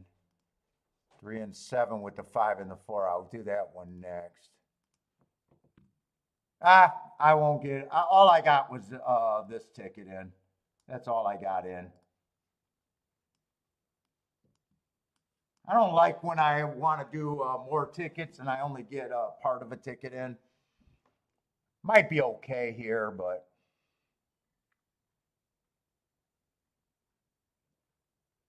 keep the 3 active. 3 sitting there. If he's good enough, maybe I can get something. If not,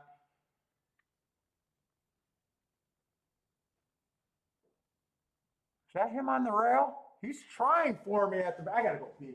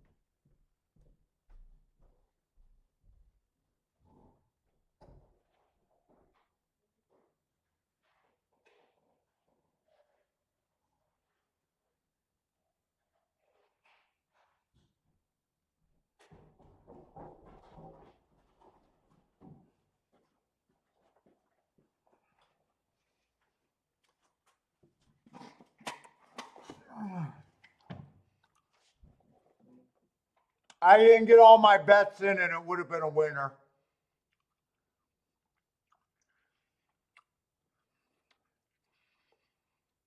Fuck me today. Just fuck me today.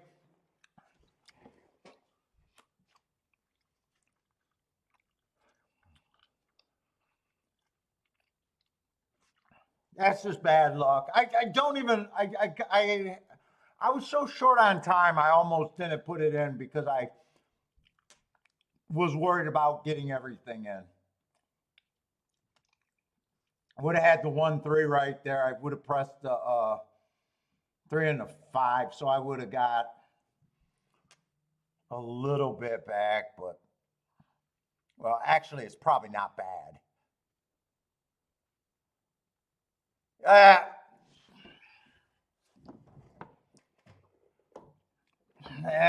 80 to 1. It's bad. It's bad.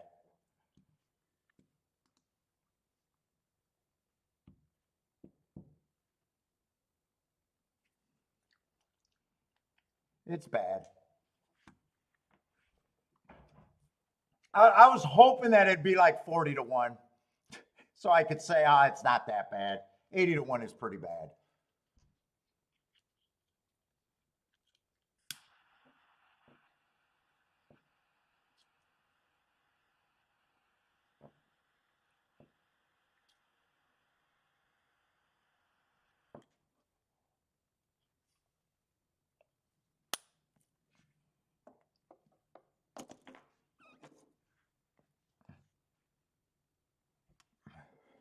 Matt Gray found a way to get. I have found a way to get to the 3. Nice job, man. Dude, that's just another price that was just so wrong. The price on the 3 was just wrong. I probably should have did the key bet with the 3 with the more horses before this bet. Because 3 is more of a reason to be in than the 7. I did this ticket. I probably should have just did this ticket first because I got all the outs instead of just the press ticket.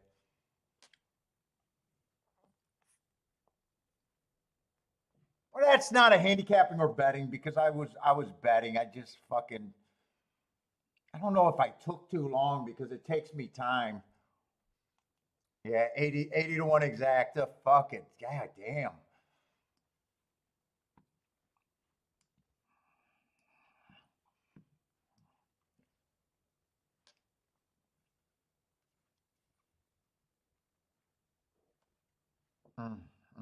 Well, at least that one I was trying to get in. The other 2 I sat out. I got more of a reason to be mad at myself there because that would have been a good enough hit to make my day anyways. Just that one. Even if I only did it for $10, it would have been all right. All right, handicapping's good. Fucking, but I'm on tilt for I don't know what reason.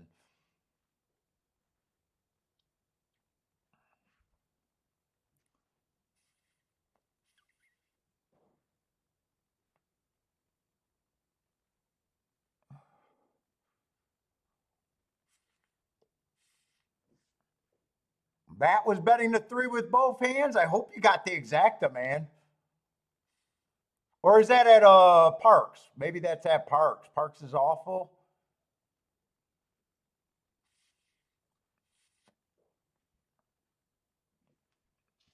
Although he says he loves is Esposito? I don't pay attention to jockey. I hope Matt got that race.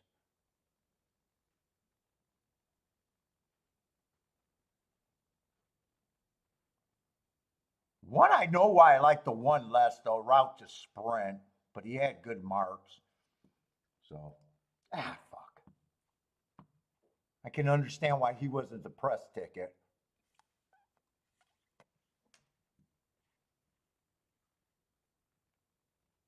Oh, Parks isn't running today. That's right. Best person. Yeah. So Matt must be talking about Aqueduct.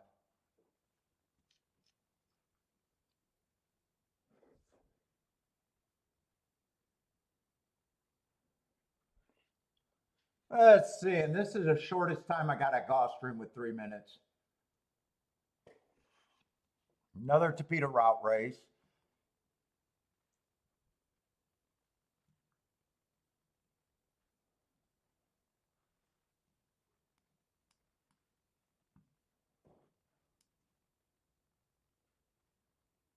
Let's see. 4 is I got to make sure I'm in the right race though. XY time. Okay.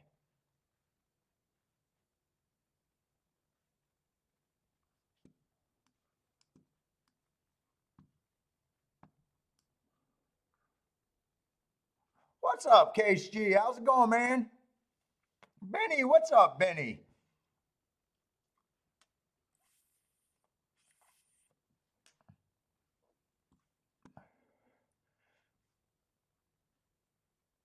I'm on really short time. I got a feeling I might just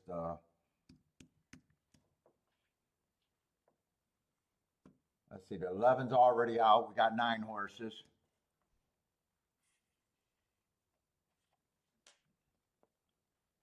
Let's see, lukewarm favorite. Although I prefer races where there's a single favorite. Let's see, optional claiming 25,000.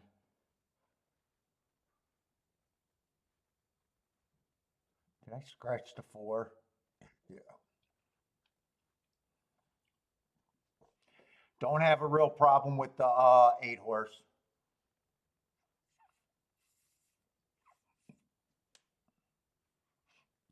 In fact, I think I'm going to need more time with this race. But I definitely, his marks jump out.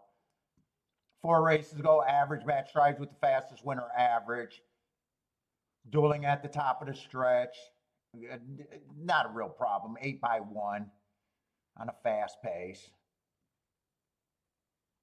At allowance 1x should be tougher than a $25,000 optional claimer. 3 races ago, average 1 tick slower than the fastest winner average. Again, same thing. Tougher class. Don't mind him on the pace. 2 races ago, went too fast to win on a stalking closing day. And last race, 1 race sample. At feel like he's harder level. I think this horse does get points.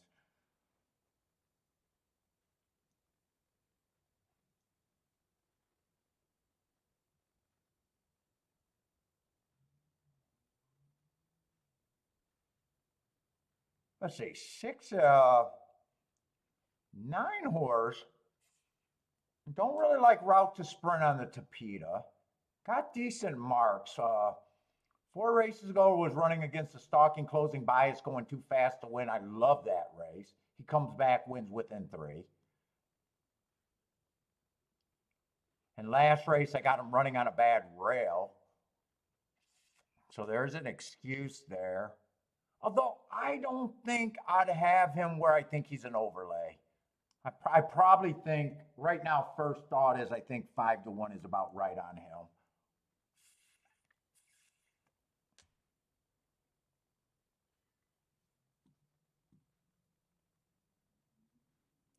I'm not sure I like 7-2 on. It feels like he has to. He's lightly raced, so he can. But he feels like he'd have to take a step forward. I'm probably at about 5-1 on him.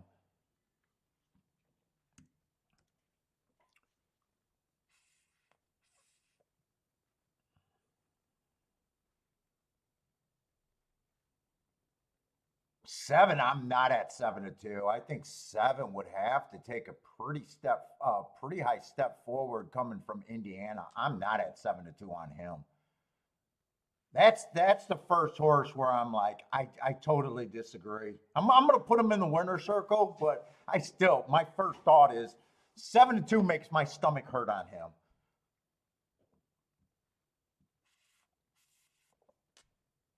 6, I think 6 does have to be long here. He would have to take a couple steps forward, I think, to be competitive.